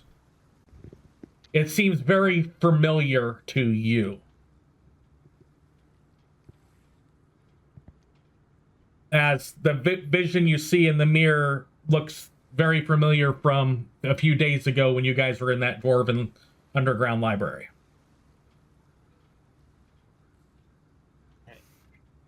Interesting. We have 2 more statues. Mm-hmm. And before when we finished all this, we'll look to Garrick and just see if he sees anything or anybody stirring or coming near us. Nobody In the 30 minutes or so you've been down there, nothing really stands out to Garrick. Yep, he'll Alright. just give a thumbs up, all clear. All right, and then You wanna we'll. try to get these last two. Yep. I'll go with one statue and let Varus take the other. Sure. Okay, the first statue, DC 18, Arcana or Occultism or Religion. I take this one or should I? Actually, what's Spike's The Arcana last- modifier? The last statue plus is a eight. the last statue is a DC 21. Mm-hmm. Oh, I so you think- got it. I think. Sorry, go ahead. I was gonna say the reason why I would say me and you is because we have hero points. That is a very Oh. good point, actually. Speaking of which, We should get another. Right. yeah, and it's not bringing up the hero point handler when I type in. You type in hero, make sure it has the same keybind, Control Shift H. That's what I was typing. Let me go to workbench settings to make sure it's turned on in this world. I copied settings over, and I don't think all of them took. Mhm. Oh, no, they didn't. Reminder. All. Reminder. Enable hero point handler.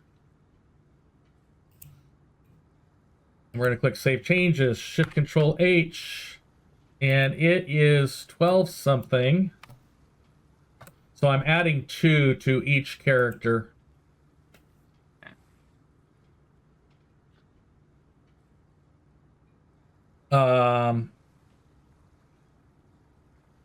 Now Also, we now got, that Spike is hero points. It's +8. My religion's only +7. Okay, so I yeah, don't know what your Arcana is. my Arcana's +8 as well. Okay, yeah, you two handle it then. Okay. So I'll Works go for for the me. first statue then.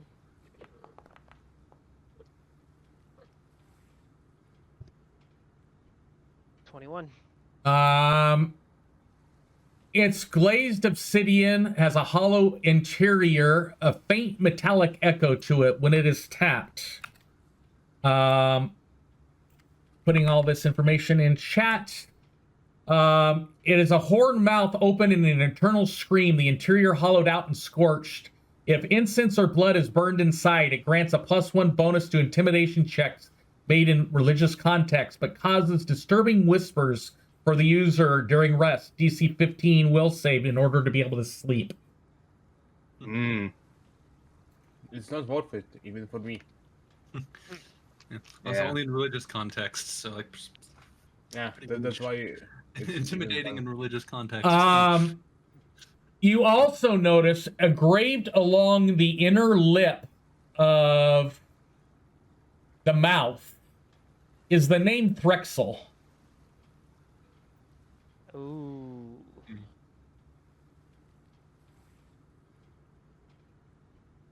Name drop. Yeah, I'm gonna go. Ooh. The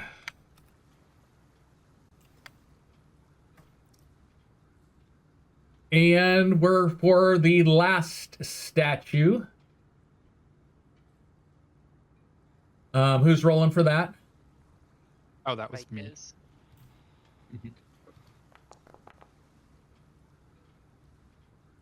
I will give you the and your hero Did not help. did not help. I will at least give you the description of it. From the time you spent trying to do that. It's a burnt bone and compressed ash. It's called the Statue of the Choir Supplicant. The kneeling humanoid with no eyes or mouth, its hands uplifted, the face appears half erased.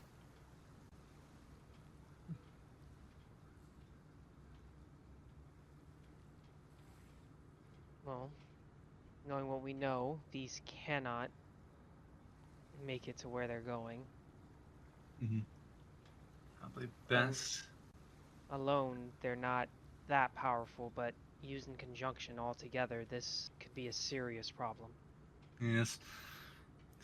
And lots of these artifacts would likely, at the very least, delay their plans, which any amount of time gained is worth it, I think. What we can do is at least try and delay them when we port in the main city. See if we can keep them there for as long as possible while we try our best to get a plan together to either get these confiscated or at least try and send word to somebody that has more connections to get us an audience with the king. We could throw them in the ocean. There's that as well. Good, but I believe that's potentially... I mean, isn't that just as bad as us keeping them? It's the same result. Is yes. it? I mean, well, it means that they couldn't take them back from us easily. Also, if we just empty the crate in the ocean, they may not notice it's gone until... Yeah, I think we should definitely just take out these artifacts. Well, everything in that crate's obviously of use to them. If it's all gone, it'll be rather noticeable. If we're lucky, us taking these won't be noticed until they drop off the crate and maybe use detect magic on it. Well, we do have, what, 1 or 2 days more of travel? So, we can do as you suggested, Varys, and see what the captain knows, see if there's any knowledge of what they're carrying and who they're going to be handing it off to.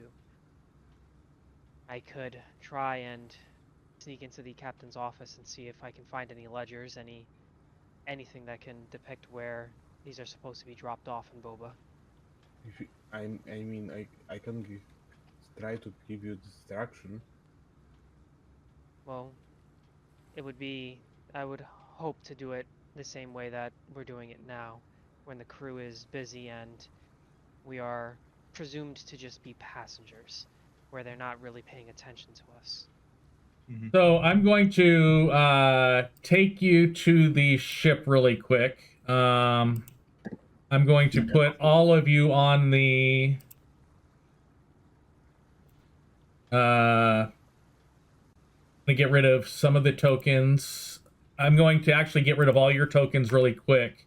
I'm going to then put the party token down and kind of give you a tour of the ship really quick, just so you guys have an idea of the layout. That may help with planning or unplanning. So we will start back here. Actually, let's go here. Can you guys see the 4 little people party token? Yep. Meeples. Yep. Okay. These back 2 rooms are where your little kobold friend and the priestess are sleeping. You've got your little poop hole out the side of the ship here. All right. Takes us to where you guys were sleeping.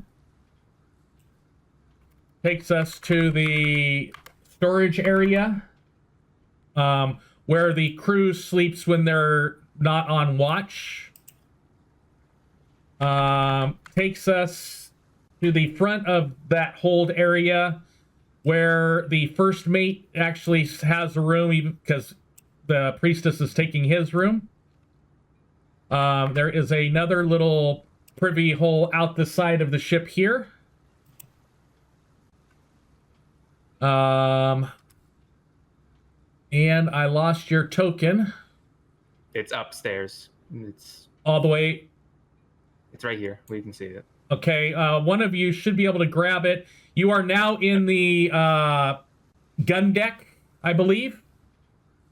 The 3 hammocks there are for the gunner. Oh, I know why I can't see it, because I did not move myself up a deck. There we go. Yes. So it seems we can't move it. Yeah, okay, so this is where the gunner, the cabin boy, and the powder monkey sleep, as well as work. Got to go around this way.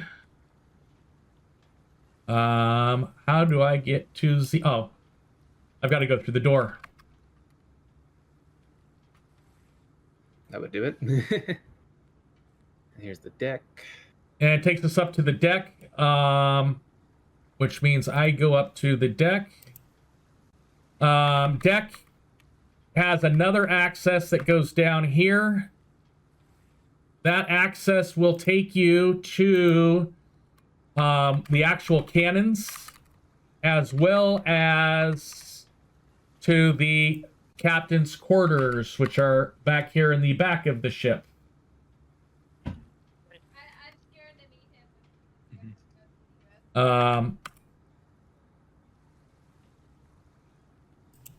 And just popping in and out of existence. Yep. And then got the party back on the top deck. So that was just so you guys had an idea of what the layout of the ship is. You are able to climb up to the top of the crow's nest, or go back down to the main deck from the crow's nest. And that's where the guy that's where somebody from the crew is always up on top on the crow's nest. Okay. So Yeah, that's the layout of the ship for your planning purposes. All right. And the only time we have to actually get into the captain's quarters is during one of our watches. Yes. Well, you can wander the ship. But... When you're on watch, there are always two people at the helm.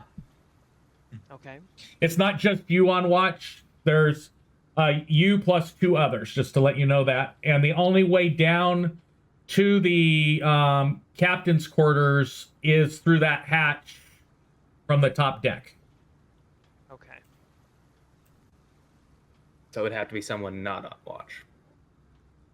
So we'd need somebody on watch specifically so that we have our eyes on the crow's nest, which is where. Well, the captain's quarters is below deck. It can't be the person on watch to go look. It would have to be somebody Yes. else to sneak up into it.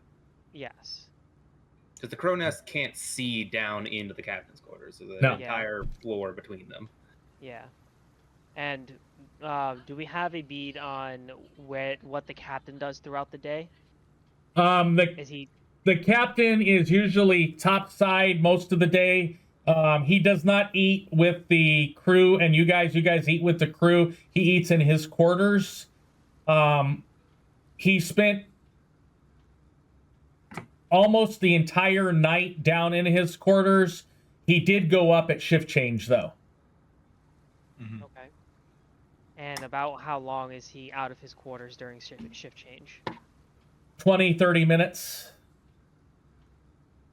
I have one question. No, it would be extremely stupid. But, but I have. It's more outside the game. I still have one glass of holy water. What will happen if I just dump the contents of it to the chest? Like, you know what? Screw it.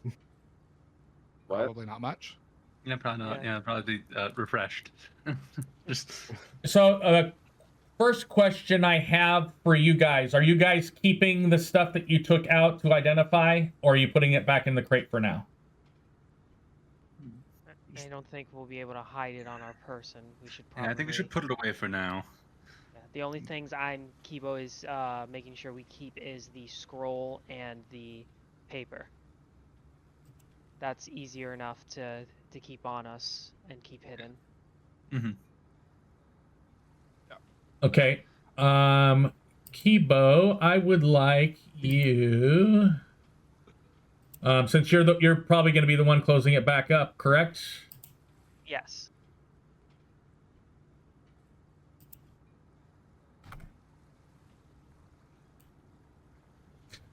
Please make that roll. Oh boy. No. Okay. I gotta reroll we got using hero point. Ah. Well, at least it's not a crit fail this time. You stuff the stuff back in there. You restuff the straw around the outside, and get the lid back on it. How bad does it look to us?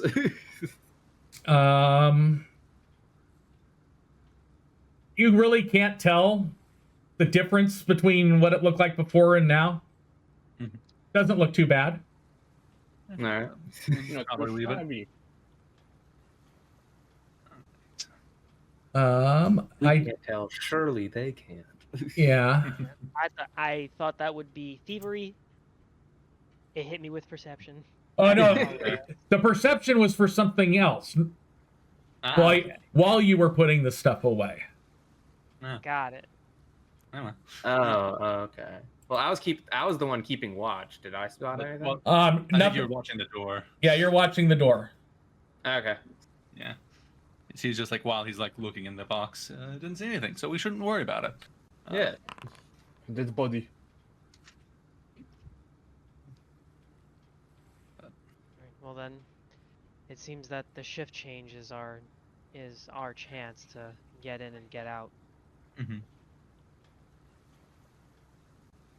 Now, the biggest question is, who's going to take that watch and try and keep the captain away as long as possible? Well, I mean, That feels like I could. Well, I can't really keep watch. I could most certainly create a diversion. I'm probably the best at doing that. Well, see, there'll be two people. There's already going to be two people occupied: the person that was on watch and the person that's taking over the watch. Yes, so that's Spike and Bowed. Mm-hmm. Yeah. We could have you tag along during the shift change, just trying to get fresh air, just trying to walk around, pretending to be seasick and talking to the captain. Perhaps. I think it might be easier if I just like, oh, I can't sleep, so I'm here to appreciate the ship and talk to him Yeah. about that. Yes. Yeah, 'cause I can. Talking about his I've got my- seaside stories, always a good Yeah. way to do it. Yeah. I've got +8 to deception, which I believe is what's used for creative diversion. Yeah. Well then, I think that's the plan for tonight. We need to make sure we're ready for this.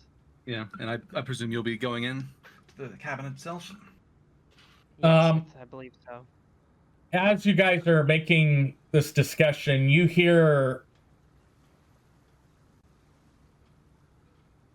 almost appears to be shouts of anger and confusion from the main deck up above. The We should probably check on that.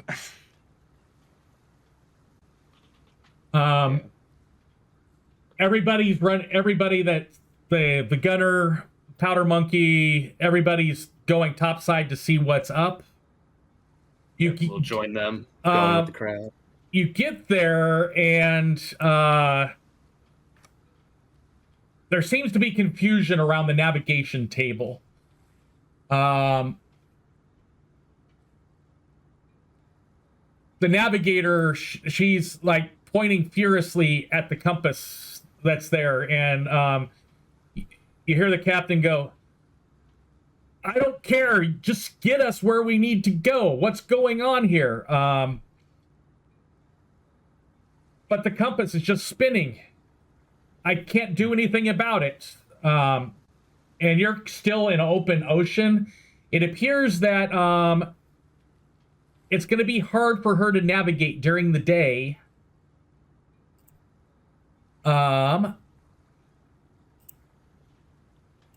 She does what she can. But she did it with a success of +0. Nice. Ooh. Nice.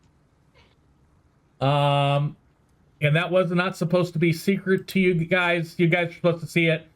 It was a DC 22. She rolled a 22. Wow. Nice. She's able, with the timepieces and the angle of the sun, to keep enough of an approximate idea of where the ship is heading and keeping it pointed in the general correct direction that you guys do not lose any time. If she would have failed, you guys would have had to add a day to the journey. Nice. Well, likely the captain hired a good navigator. Yeah.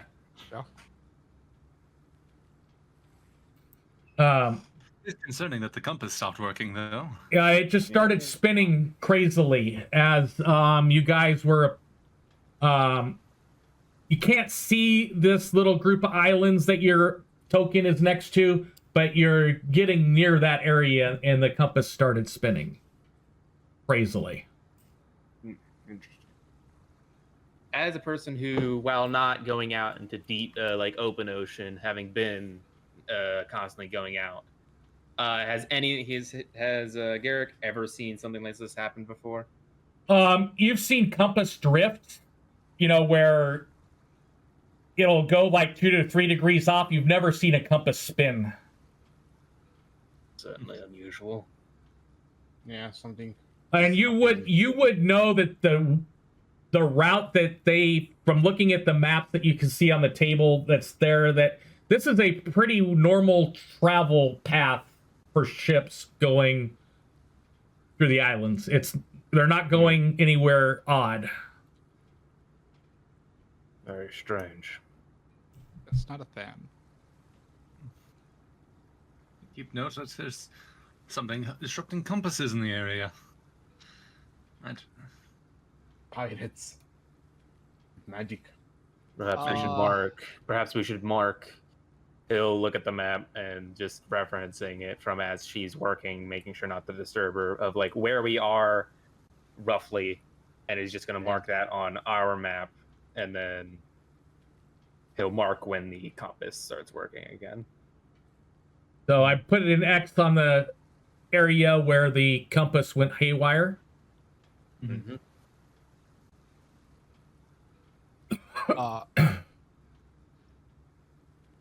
Can I? This is weird. It probably isn't the thing I could do. Using string and my iron chunk, which is magnetic, and sub check. Can I try and figure out why the compass is going insane? See if it's a magnetic thing. You put a chunk of metal on the end of a string, and it starts spinning crazily. Drop it. Please drop it, bro. Normally it would take a strong amount of magnetism to move that piece of metal. Yeah. You do not feel it on any of the metal that you're physically carrying, like any weapons or your armor. You don't feel a metallic tug. But that free piece that's just floating in the air on the end of that string starts spinning slowly. Yeah. Is there... I'm going to walk around the ship, casting Detect Magic, see if there's any weird magical effects going on. I can go with you. Make sure it's not like sabotage or anything. Yeah, or like we just walked into a magical Bermuda Triangle sort of vibe. We don't know. I've not been this far away from home before. Every day this is the furthest I've ever been away from home, and tomorrow I'll be even further away from home. But yeah, any weird magical bullshit or like Magneto off the coast and Just messing with us. yeah. There's a fight. He's fighting the X-Men right now, and it's just kind of disrupting there shipping. There are magnetic spells. I don't know any of them, but they exist. Yeah. I have my magical needle darts. A massive chunk of iron right below us. So Spike, you do know that even though magic is suppressed somewhat within the Outcast Isles since the Rising, magic fields are stronger around what they call ley lines. I think we just crossed a ley line. It feels like you crossed a convergence of ley lines. Can I do something to like... Kibo, in your head, as this is going on, you hear the words, "In spiral dark, the bonds unwind," reminding you of what you read from the piece of paper last night. Did I do like an Arcana or occultism or something check to like, was there a convergence in this area of the ocean before? Or is this new? It's like presumably people would have attempted to document convergences. Yes, they would. I would like you just to do a basic action macro recall knowledge, please. That way I can look at everything you've got. I can't select my, I don't have a token to select. You don't select a token, you just do basic action and macro. And when I do that, no PC, NPC, or familiar actor is selected. Well, You can go from to make your Let's try that. Oh, from- it's because I had the boat selected. Recall knowledge?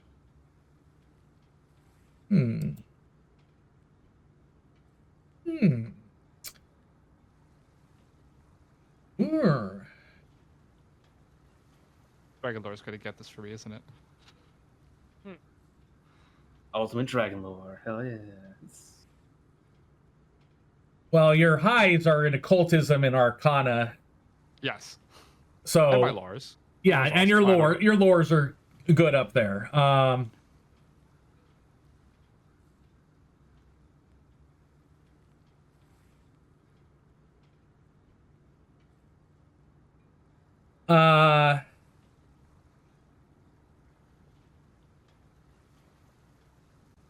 You don't remember anything about convergence of ley lines here.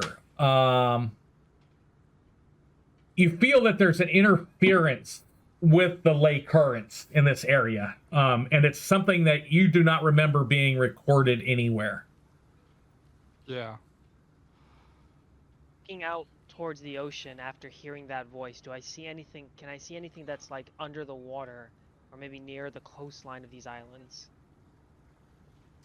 No, but as you do the looking, your little cobalt friend comes topside, and very worry, kind of nervousness about them as they go. The singing it's back. And Kiba will look towards the cobalt and just say, where's that coming from?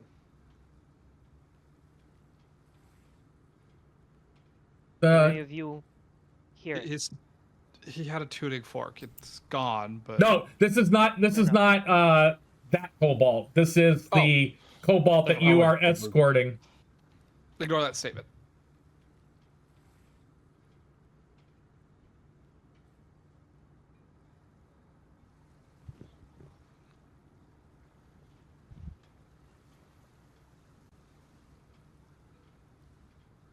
Kibo asked the kobold a question. Or Yeah. to us all. I'm typing into my notes so I don't lose track of what we're doing.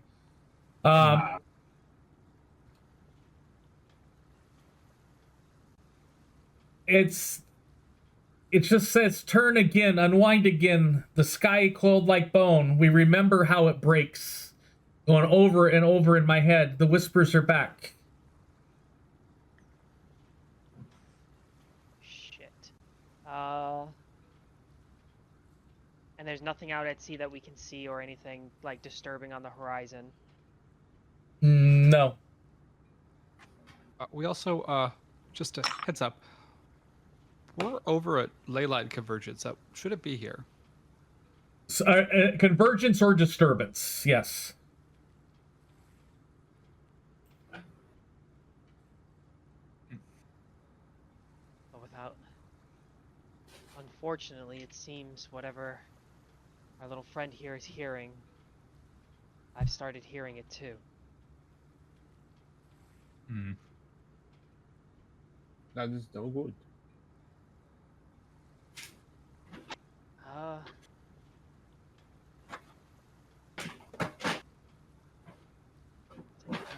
Kiba will.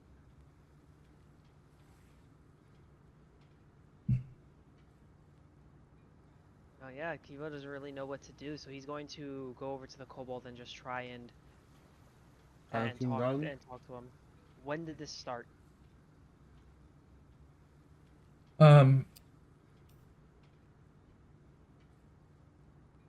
About 40 minutes ago, it came back again.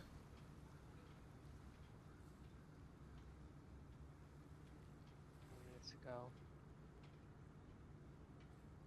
Kiba will look to the rest of the party and as silently as he can so nobody else can hear, will cast message towards Spike. Yeah, Spike, and just say, around the time we opened that crate. Spike doesn't know what swear words are. He would swear right now. We need to take Maybe? a better look. Nothing seems. Oh.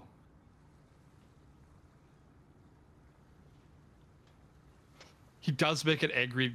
He does say an angry word in Draconic. And Okay. something clicks in his brain. I understand, Draconic. Yeah.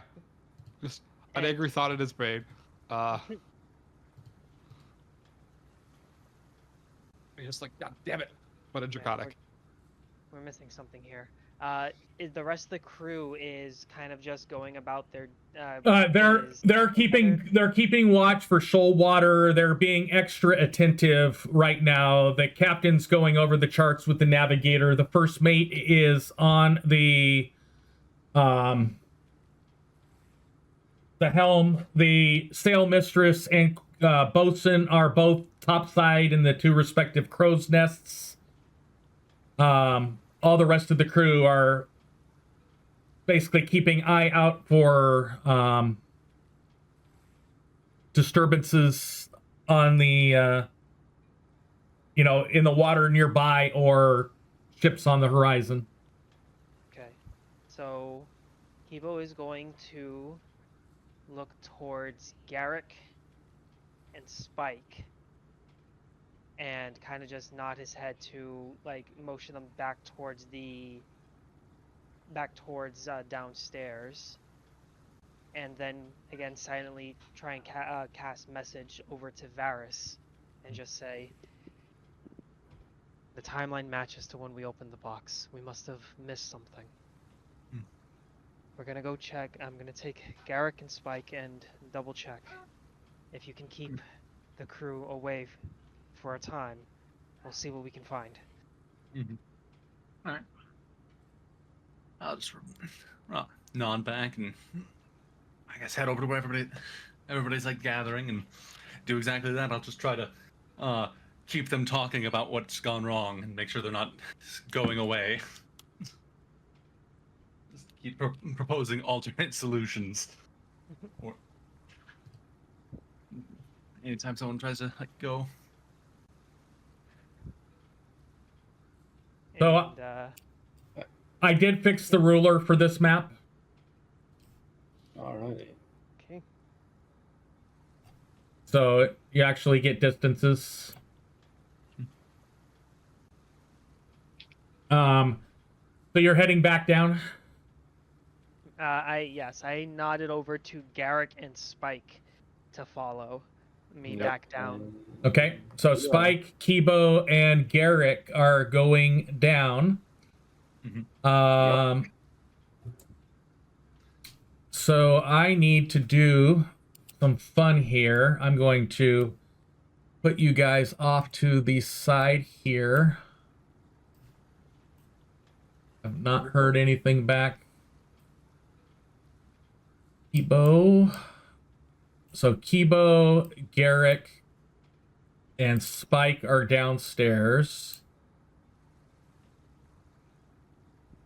And that leaves Varys upstairs. So I'm going to do these two.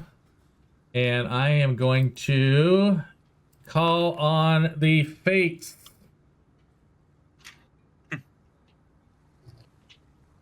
Not bad. You get to do whatever this is. So as they go downstairs, Zaka,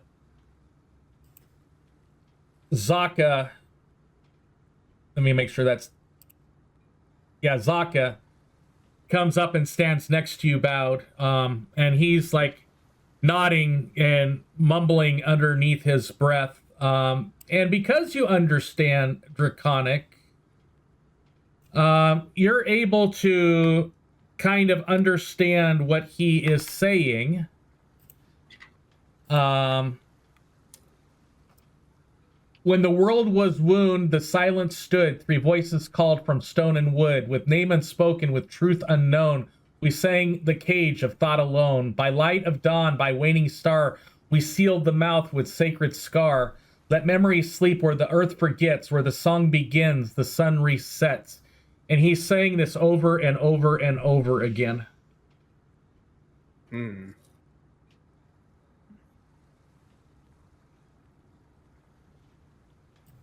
And I'll let you think about that while the other 3 members go downstairs. What are you guys doing? We are with the timeline that our little kobold friend gave us. It seems like when we opened the box, that's when this started. So we are going to, well, Kibo is going to, a little less cautiously this time with what he heard in his head, open the box and more thoroughly search throughout the box to see if there's anything we missed.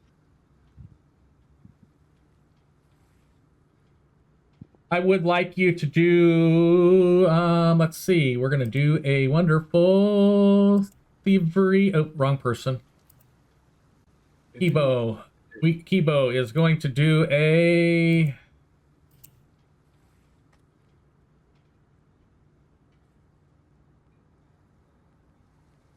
Like you to do that, please? Oh, how pretty.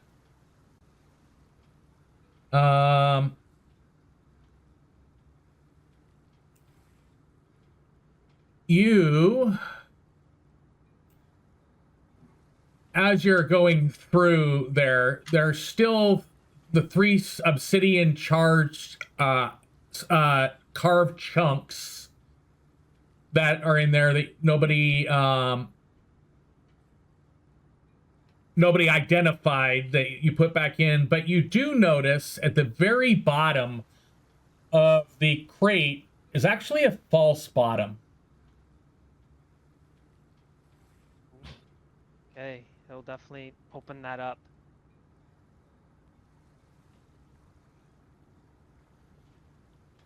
You open it up and you find a piece of paper.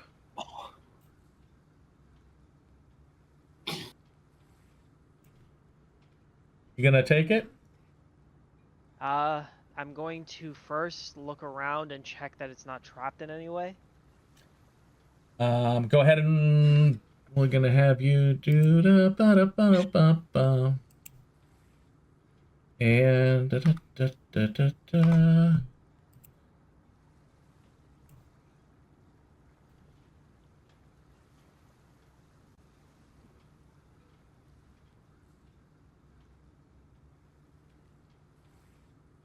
Go ahead and do that thievery check.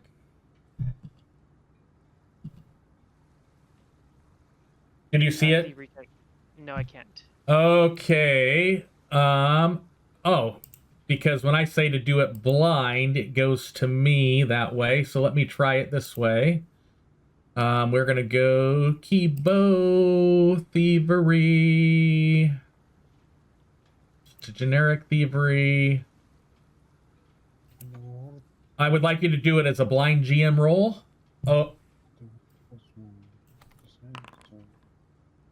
Oh, definitely good. No, not trapped at all. Okay. Then he will try and see if there's anything that he can read on the paper while it's still there, like face down, before picking it up.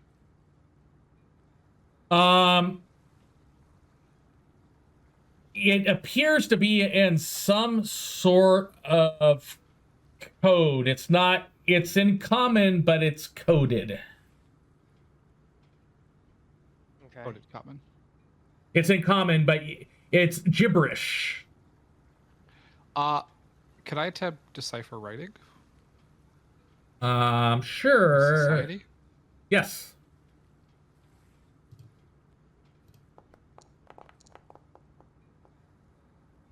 Nice. You are able to make out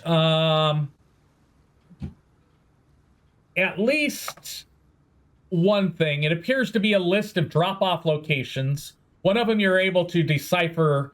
It says, delivered to Tobias Grey Ash inside Kanda's Chapel Quarter. Burn after the second moon wanes.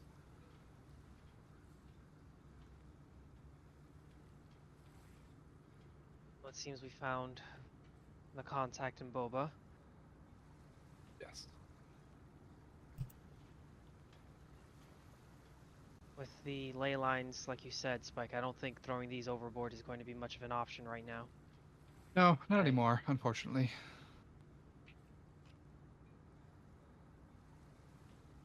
And, let's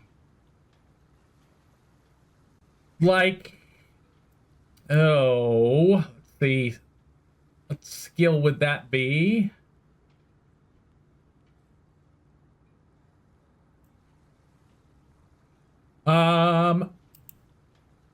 This is the way I'll do it. The 3 that are down there, we are going to go with this. I'm going to give you options.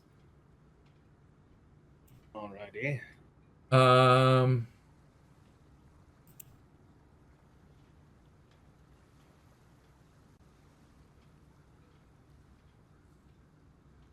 Da, da, da, da, da, da, da, da, da.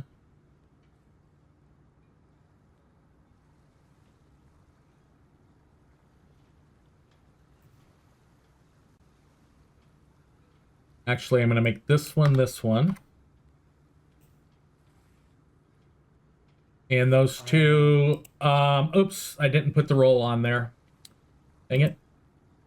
Let's see, that is Varys, Spike, no, it's Spike, Garrick, and Kibo. We're going to do that one with the 16. We're going to do that one with the 16, or we're going to do that one with an 18.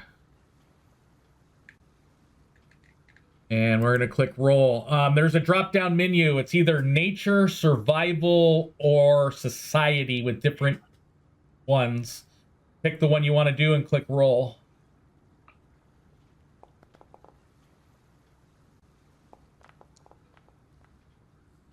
Yes. Nice. All 3 of you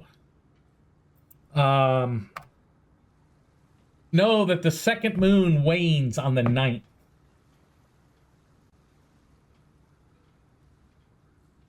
Okay. And it is what day? It is currently the 5th.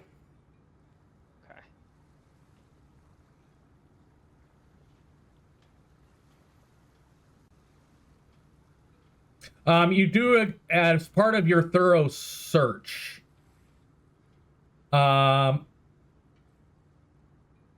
You did find a dark obsidian orb that you kind of glanced over in the first place. You thought it was just another one of those carved obsidian chunks. This one's got spiral glyphs filled with molten silver lines that are pulsating and glowing. I will pick that up and try and identify that one. Okay.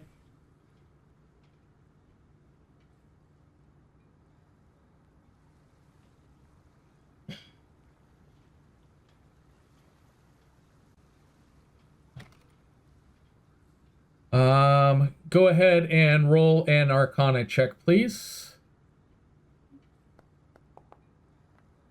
Will reroll using a hero point.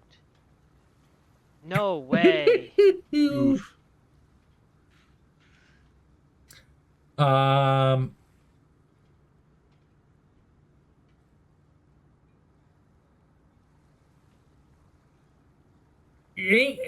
You're able to define that it has several types of magic coming from it.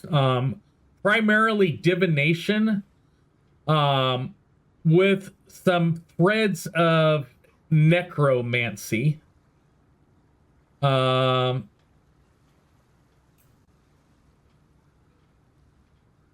It does appear to be tied to the other relics that you had previously seen in here.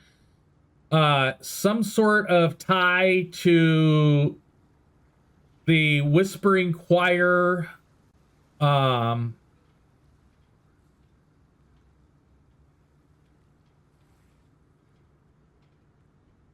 But you can't determine exactly what its use is. Can I attempt, or is it a one-shot? Yes, you may attempt. Actually, I'll let you attempt Arcana, Religion, or Occultism. I assume this is as easy. Yep. Or difficult. Yeah. They're about the same difficulty. Let's go. I read about this in a book. Nah, yeah, Spike. Yeah, you read it in a book. Not. You got a 25.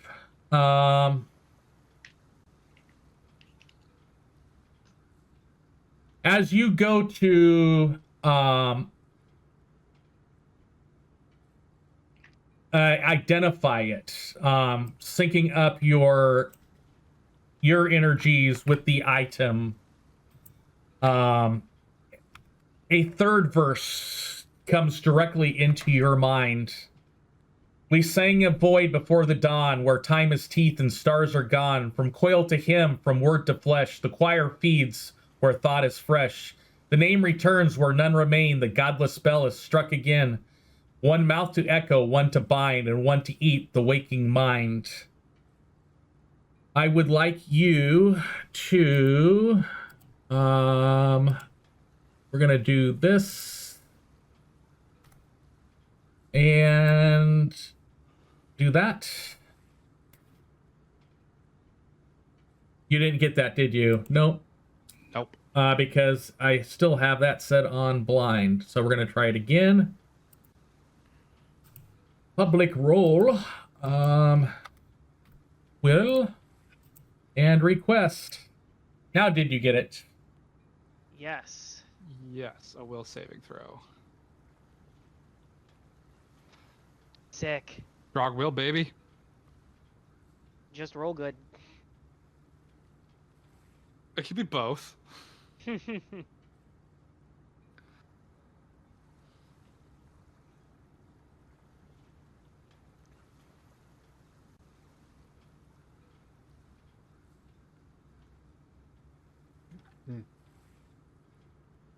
wait. Did you roll? Yeah, it's checkmark 25. Oh, I thought that was the 25 from before. No, okay, yes. You definitely succeed. So, I'm going to give you 2 bouts of stuff that you learn from it.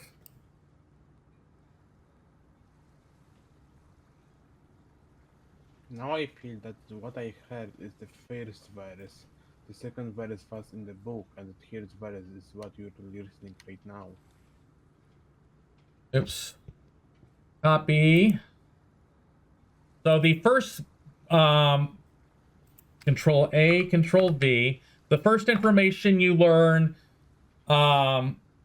it's a psionic relic. It is actually been imprinted with Zazul's third verse.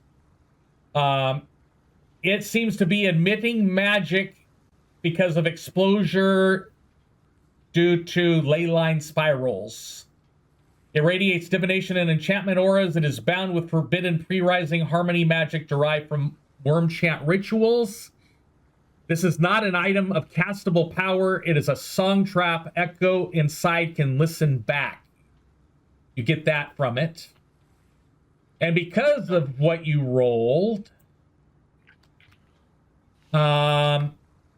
you obtain the following additional information.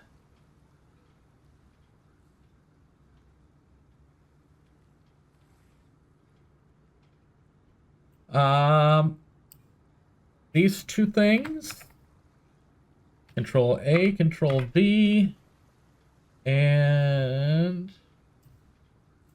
Control A, Control C, Control V.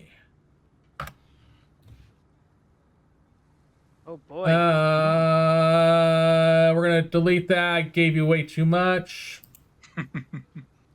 Yeah, Jesus. Yeah, but everything. look at the scrolling. Ah, the madness! It's creeping in. This was the curse all along. The curse of Well, knowledge. no, it's ChatGPT can because make mistakes. it's because I hit Control A that I. Oh, but we're you- just getting sent everything. Everything. Yeah, you were getting everything I've got written in OneNote. All right, My so God. who remembers it? Who saw it? I remember that ChatGPT can make mistakes. The cyst is a sleeper artifact intended to reactivate ritual resonance in locations tied to the choir, such as shrines, temples, or divine sanctums. If activated near a divine focus point, the cyst will attempt to overwrite the prayer pattern with a fragment of Zalzul's verse, possibly eroding sanctification or weakening wardening magic. Oh. Control C, and the last thing you learn about it is that this happens, it bypasses immunity to mental effects for constructs and undead.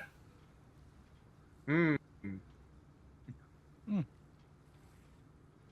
So Not really knowing useful. that, put that away now. I think it's activated. I where? don't know if we can put it away.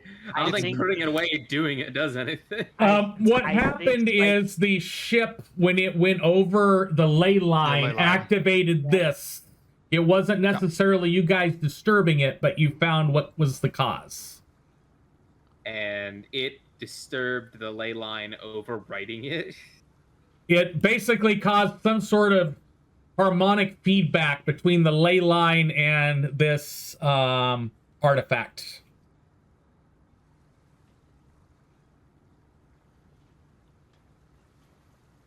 Oh boy. All right. Does it? Do we know if it's like a permanent effect or if this was only like a temporarily? From what he got is it would cause something like this if it was exposed to divine magic or planar interference. So as if you were to, the ship gets far enough beyond the ley line, it would probably dissipate. Okay. Unless you start casting divine stuff at it. Or Which we will not be doing. or speak any one of the three verses to it. Well, we are not talking to it either. I was gonna say, we need to keep this away. I think whoever was delivering this was specifically meant when passing over and feeling this activate to then read what's on this note here. Sleeper agent. How did they know? Regular path that's taken. I think what happened on the top deck was the sign to get down here. Yeah, I mean, how did they know of the change in the ley lines? I don't think they did. I think they had it on here for travel, and they probably knew that it would be passing over at least one of them on its travel. But And it once does it normally? Because they were weirded out by the compass going buckworthy, and they wouldn't pass a ley line convergence if they could avoid it because of navigation issues. I think it's more meant to interfere once they find a known ley line location. They can activate this and that. So, from the discussions you guys had, you were definitely right. There was a piece of paper that had one of the verses on it. And saying the verse out loud with this relic in hand would activate this relic. Seems like these two things were placed together to be delivered so this relic could be activated at some time after delivery. And just like accidental that it went off early due to the ley line. That's the impression that your guys are getting now. It's just that You accidentally figured out about this because of the ley line. Got it. Okay. This was an unknown one that just happened. Circumstance. Alright, well, now that we know that, and we have the two It was pieces on the needed, wrong time in the correct place. is Go ahead. the paper that I have with the verse on it able to be destroyed? Can I tell? It's just a regular piece of paper. It looks like it was torn out of a book.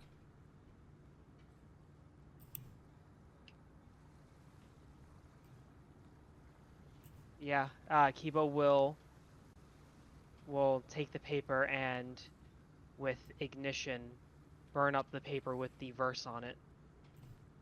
Okay.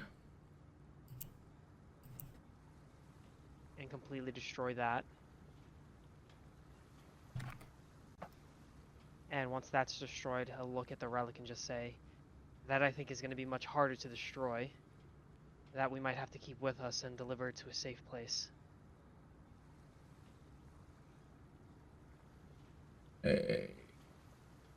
Yes. While you guys are down there bowed, Zaka, are you going to do anything with his talking? He's just saying it over and over again. I'm going to like hold it, not pitch him, but like touch him, like you good. Like he I want to see if he's in some kind of trance.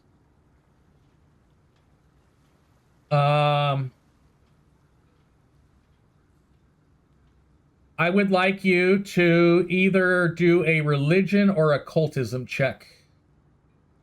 I want to do occultism.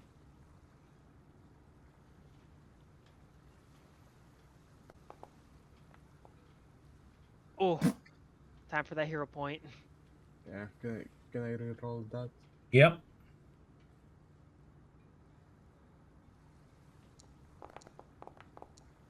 Much better. Yes, much better.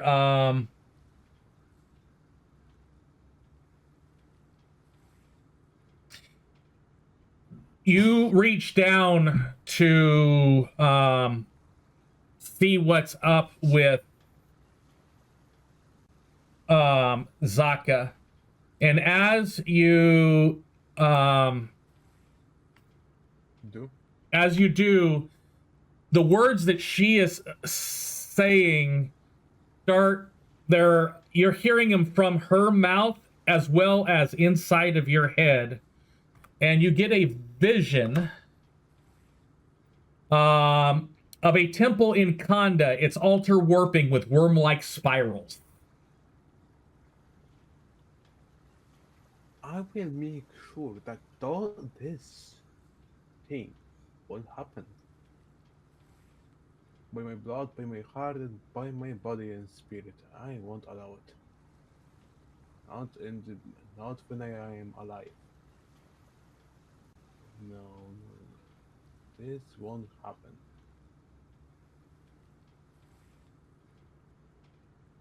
And then as you say that, Zaka stops speaking. You stop hearing the words in your head. And you hear what almost like 2 or 3 tones or voices come to you with the words, "You carry fire, you carry seals, but not the name. He who speaks the final verse will open the hymn's throat. Don't listen to her when she sings." And when that happens, the compass appears to start working correctly topside. As you guys are down below, the silverish lines on the orb go black, like they're just etched in the obsidian.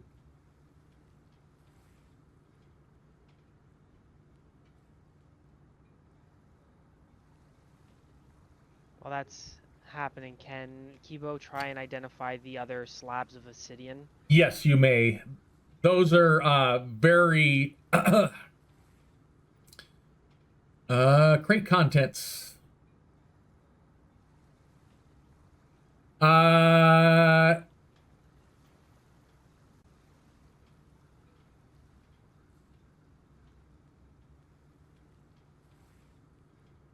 crafting, arcana, occultism, or religion. Okay, we're going with Arcana because it is our best bet. Okay, my last hero point. There we go. 25 again. With the 25, you learned an extra piece of lore information about it. These are called null glyph stones. They're small rune-etched chunks of obsidian carved with inverted solar glyphs. When placed at 3 points of a divine ward or sanctified ground, they corrode the divine auras and suppress positive energy. Each stone casts a localized desecrate effect in a 10-foot radius lasting 1 hour once activated. And because of your role, you know that these were created using the ash of corpses from fallen Dawnbringers of Lunara, sealed with abyssal oil. Boy. This is some very high level stuff that they've been planning for a while. And we decided to Yep. bulk in and stop that by being Alright, bumbling morons. so I'm not bumbling. I know, but for a joke, like we need a dog or a pet that you can call ourselves Scooby-Doo. Oh my god. we need to decide what we want to do with this information and these things here now. These are very dangerous.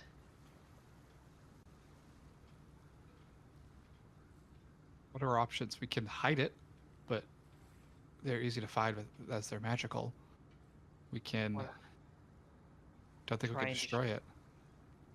I Can think we- the one that you're holding is too powerful to be destroyed, but at least these Is smaller it? objects might. I haven't played that one was- That one's a relic that holds a piece of one of the demons' verses specifically in it.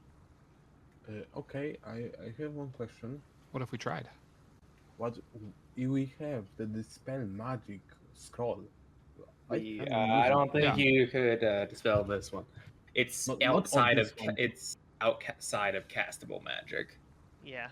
Not on this one, but on different one. If you want to get rid The of other ones it. I could probably just hit with my axe, and you're not here.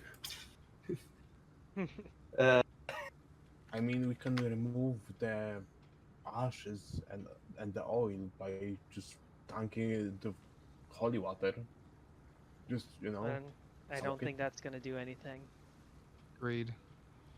Holy water is great for hurting the undead and demons. These are just magical artifacts. Yeah. And if holy water might work, just not in the context we have it. Yeah.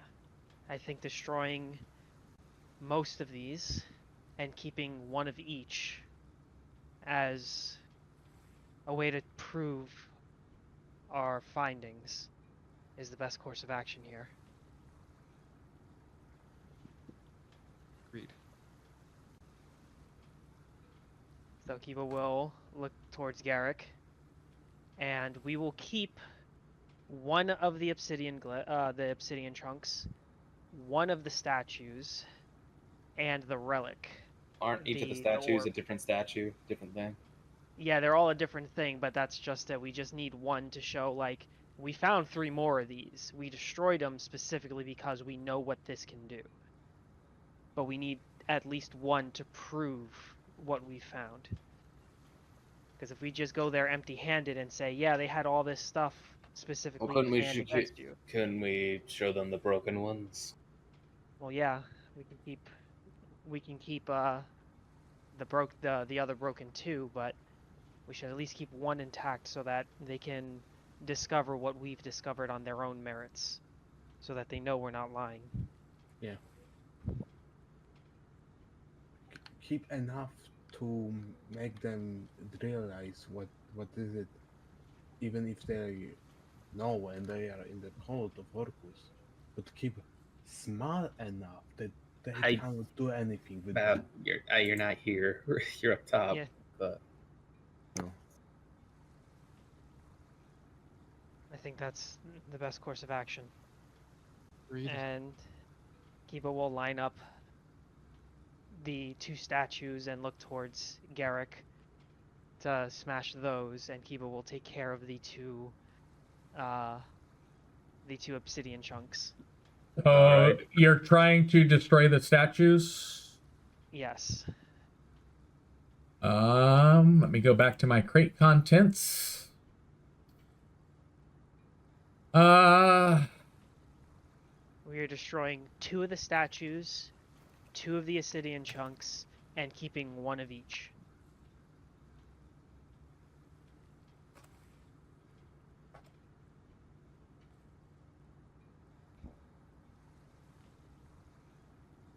I don't know. Too easy rules for destroying magic items.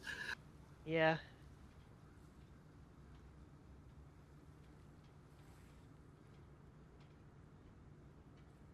So, with the detect magic and the identifies and all the stuff you've done on them, the null glyph stones, in order to damage them, you would either have to cast a spell dealing positive energy or divine light into them. Or,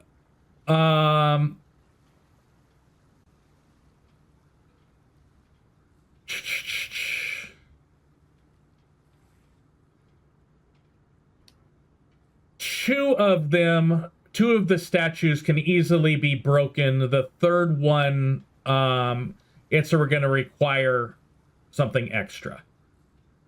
Okay. So I'll The break harder- the 2 steps. yeah. What's your damage die that you do? D12. And I think he would be more than welcome to use a vicious swing on these things. Yeah, that's so I'm just looking at what their hardness is and stuff. For the statue of the Worm Choir, it takes you 4 to 5 swings before you're able to. It absorbs some of the damage. Each swing does do some damage to it. It takes 4 to 5 swings before you're able to totally break it. When that one breaks, I would like. So we got 3 of you down there. Boom, boom, Oh boom. boy. Boy. Ba-dum, bum, bum. Ba-dum, bum. Saving all 3 of my hero points for some shenanigans like this. So when the first one breaks, It releases a demon. I don't As even it need should. them. Let's go. Like, ball spike. LeFou, don't fail me now. Yeah. Let's go. You guys hear the fragments of the worm song echoing, and you're able to shrug it off. The second one that you are able to destroy, it only takes about 3 swings instead of 5 to get it to go down. Let's do this.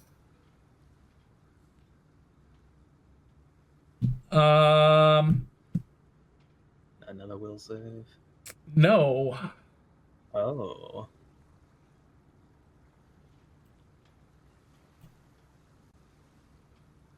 Religion check. Oh,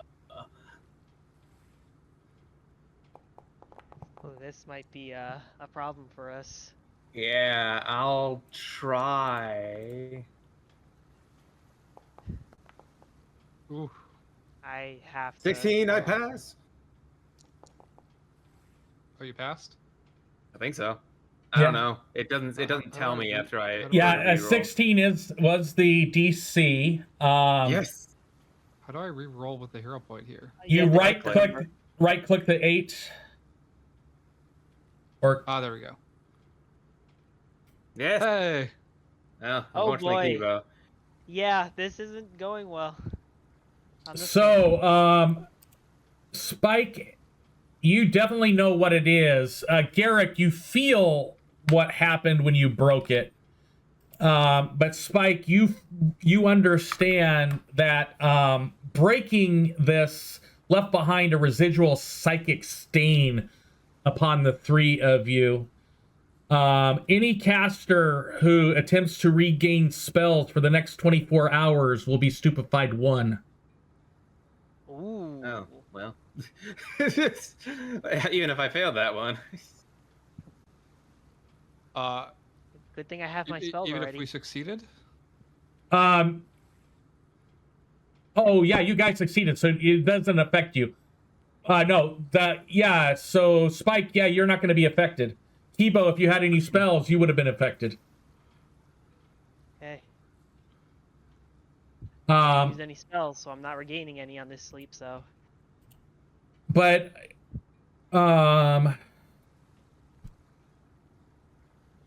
with that, we're running towards the end of our session time. Are you guys going to do anything else during the day before you go on watch? I don't think so. the only other thing was destroying 2 of the obsidian slabs, since there But was we 3. can't. We Yeah, those are going to take either Oh, yeah, positive energy or divine light to destroy them. We need Varus. well, didn't you say you also need like dispel magic with divine light, No, I said or is it divine? Oh, sorry. said positive energy or divine light. Okay. Searing light, sunburst, lay on hands Would type of We have none spells. of those. would divine lance? Divine lance would 180. work. Can I just Okay. charge it with a heal spell? I mean, isn't divine lands a cantrip for you? It is. Yeah. But, yeah. All right, so yeah, Kibo will cast message on Varus and say that he's needed. And then And Kibo explain will everything. head back up or something. I don't know. One of us. Yeah, I'll head on up. I guess me. I'm the most least magically inclined, and I was only really here to break something. So and you did Job good. well done. Yeah. I'll head. Garrick, job well done. Dusts off his hands. The only fighter / barbarian to ever not get cursed by a magic item, and he'll head back upstairs. Okay. Yeah. I'll get down and assumably once they brief me on it, I'll attempt to blast it with divine lance. You cast your. Go ahead and put it cast in the chat for the divine lance, so I have a record of that. And as you do that, it explodes. I would like you guys to roll that, please. Boy. This is the real reason he left. Yeah. Hey. Nice. I had a feeling. Break up a little arcade barrier as I It huddle. when it gets destroyed, it releases a 10-foot pulse of nullifying energy, which you guys are able to neglect its effects for the first one. Perfect. Are Spike and Kibo just gonna stay there for the second blast? Yeah, maybe you should. I feel like will leaving take Varus some distance.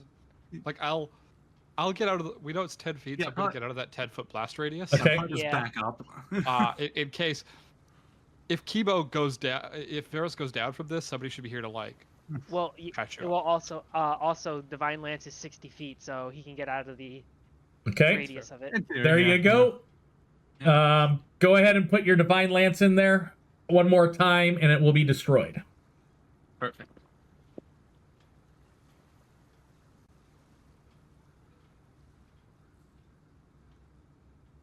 Imagine the reaction of the priestess if she knew about that.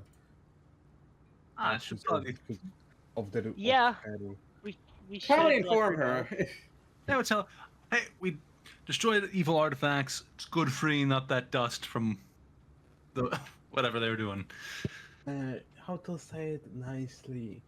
We destroyed evil artifacts. hooray! Bad We news is they use ashes of your religion. I mean, they probably know that that could be done. Not really bad Yeah. news, even. But now we arguably undesecrated it. I mean, you're fucking right. Something evil was using them. We released them. It's free. We desecrated, so we undesecrated. Probably closer to say not quite a consecration, but undesecrate is a good word for it. We made sure they couldn't be used in an evil ritual. Yeah. I am gonna breathe my divine breath over the ashes just to be safe. Okay. This is Hey, it's divine. Hey, You never know. technically it is spirit damage. I mean, it's not holy, but it's divine. All right. That'd be It nothing must I do do. nothing, but it's worth Yeah. it. Yes, it is. Anything else the party's going to do before night falls? Don't think so. I'll just I like think just it's- brief everybody, make sure everybody's on the same page with everything that's happened. and leaving getting the crate to look closed again, Yep. but not putting anything back, keeping everything that we still have. Got that. Can I leave something in the crate? If you catch Kibo before he shuts it. Yeah, Kiba, do you mind if I put this in? Can I put this in the crate? I give you. I hastily write something on paper and hand it to you. I was thinking the exact same thing. So yeah, Akiba will place it in, and he will actually place it into the false bottom. Thank you. It's written in period, and it says, GG. Give vent. It's just a huge middle finger. It's basically, does Apsu exist in this, or is there a different dragon god? Maybe Bahamut. Just put Dragon God. Hey, You're typing it. Because Astreus was here. Kiss Aspu's ass. He's my dragon ass, bitch. oh, that's what I imperial can't is. read I the. like it. Well, we'll trust that Spike put something very profound and Yeah. thought-provoking. Yes, yes, he did. And Like as the Orchid followers think twice. It's the religious version of fuck you. as you guys are finishing dinner and the sun goes down before the first watch gets ready to go, the stars above shimmer through the tangle of high cloud, their light bent subtly, like seen through old glass. The sea below is calm but not quiet. A low hum, too deep to be wind, seems to ripple just beneath the waves. A lookout's voice breaks the silence. Boat in the water off port. And my screens just went out. Cut out. You cut Yeah. out a bit Yeah, there. I'm so I going- think I'm something going to- happened to your internet. Yeah, it wasn't my internet. It was my USB controller just reset. So I'll start again. As you guys finish your dinner, it's not quite time for Spike to take the first watch. The stars above shimmer through the tangle of high cloud, their light bent subtly, like seen through old glass. The sea below is calm but not quiet. A low hum, too deep to be wind, seems to ripple just beneath the waves. Lookout's voice breaks the silence. Boat in the water off port. The crew scrambles. Lanterns swing on hooks, casting long golden blades into the dark. They are cutting across the current like a forgotten thought. A lifeboat adrift and half sunk. Its hull scarred, one oar dragging behind like a broken limb. As the Emberwake draws closer, the party sees a pale form slumped at the prow. Wrapped in the soaked cloth and bound in what looks like prayer beads. Her face is turned towards the moonlight, eyes half-lidded, lips parted as if in mid-verse. Her face is turned towards the moonlight, eyes half-lidded. Already said that. The sea around her, the boat seems muted. No goal calls. The water doesn't slap. And as the crew leans closer to haul her aboard, a voice, not hers, rises faintly in the air. Not spoken, but remembered. The song forgets its name, and so shall you. And that's where we'll end today's session. Oh, fuck. Siren. Don't listen to whatever she says. Don't. I don't think she's a siren. I think she's repeating the verse. message. Thank you. I'm going to go ahead and end the stream, and then we'll have a discussion.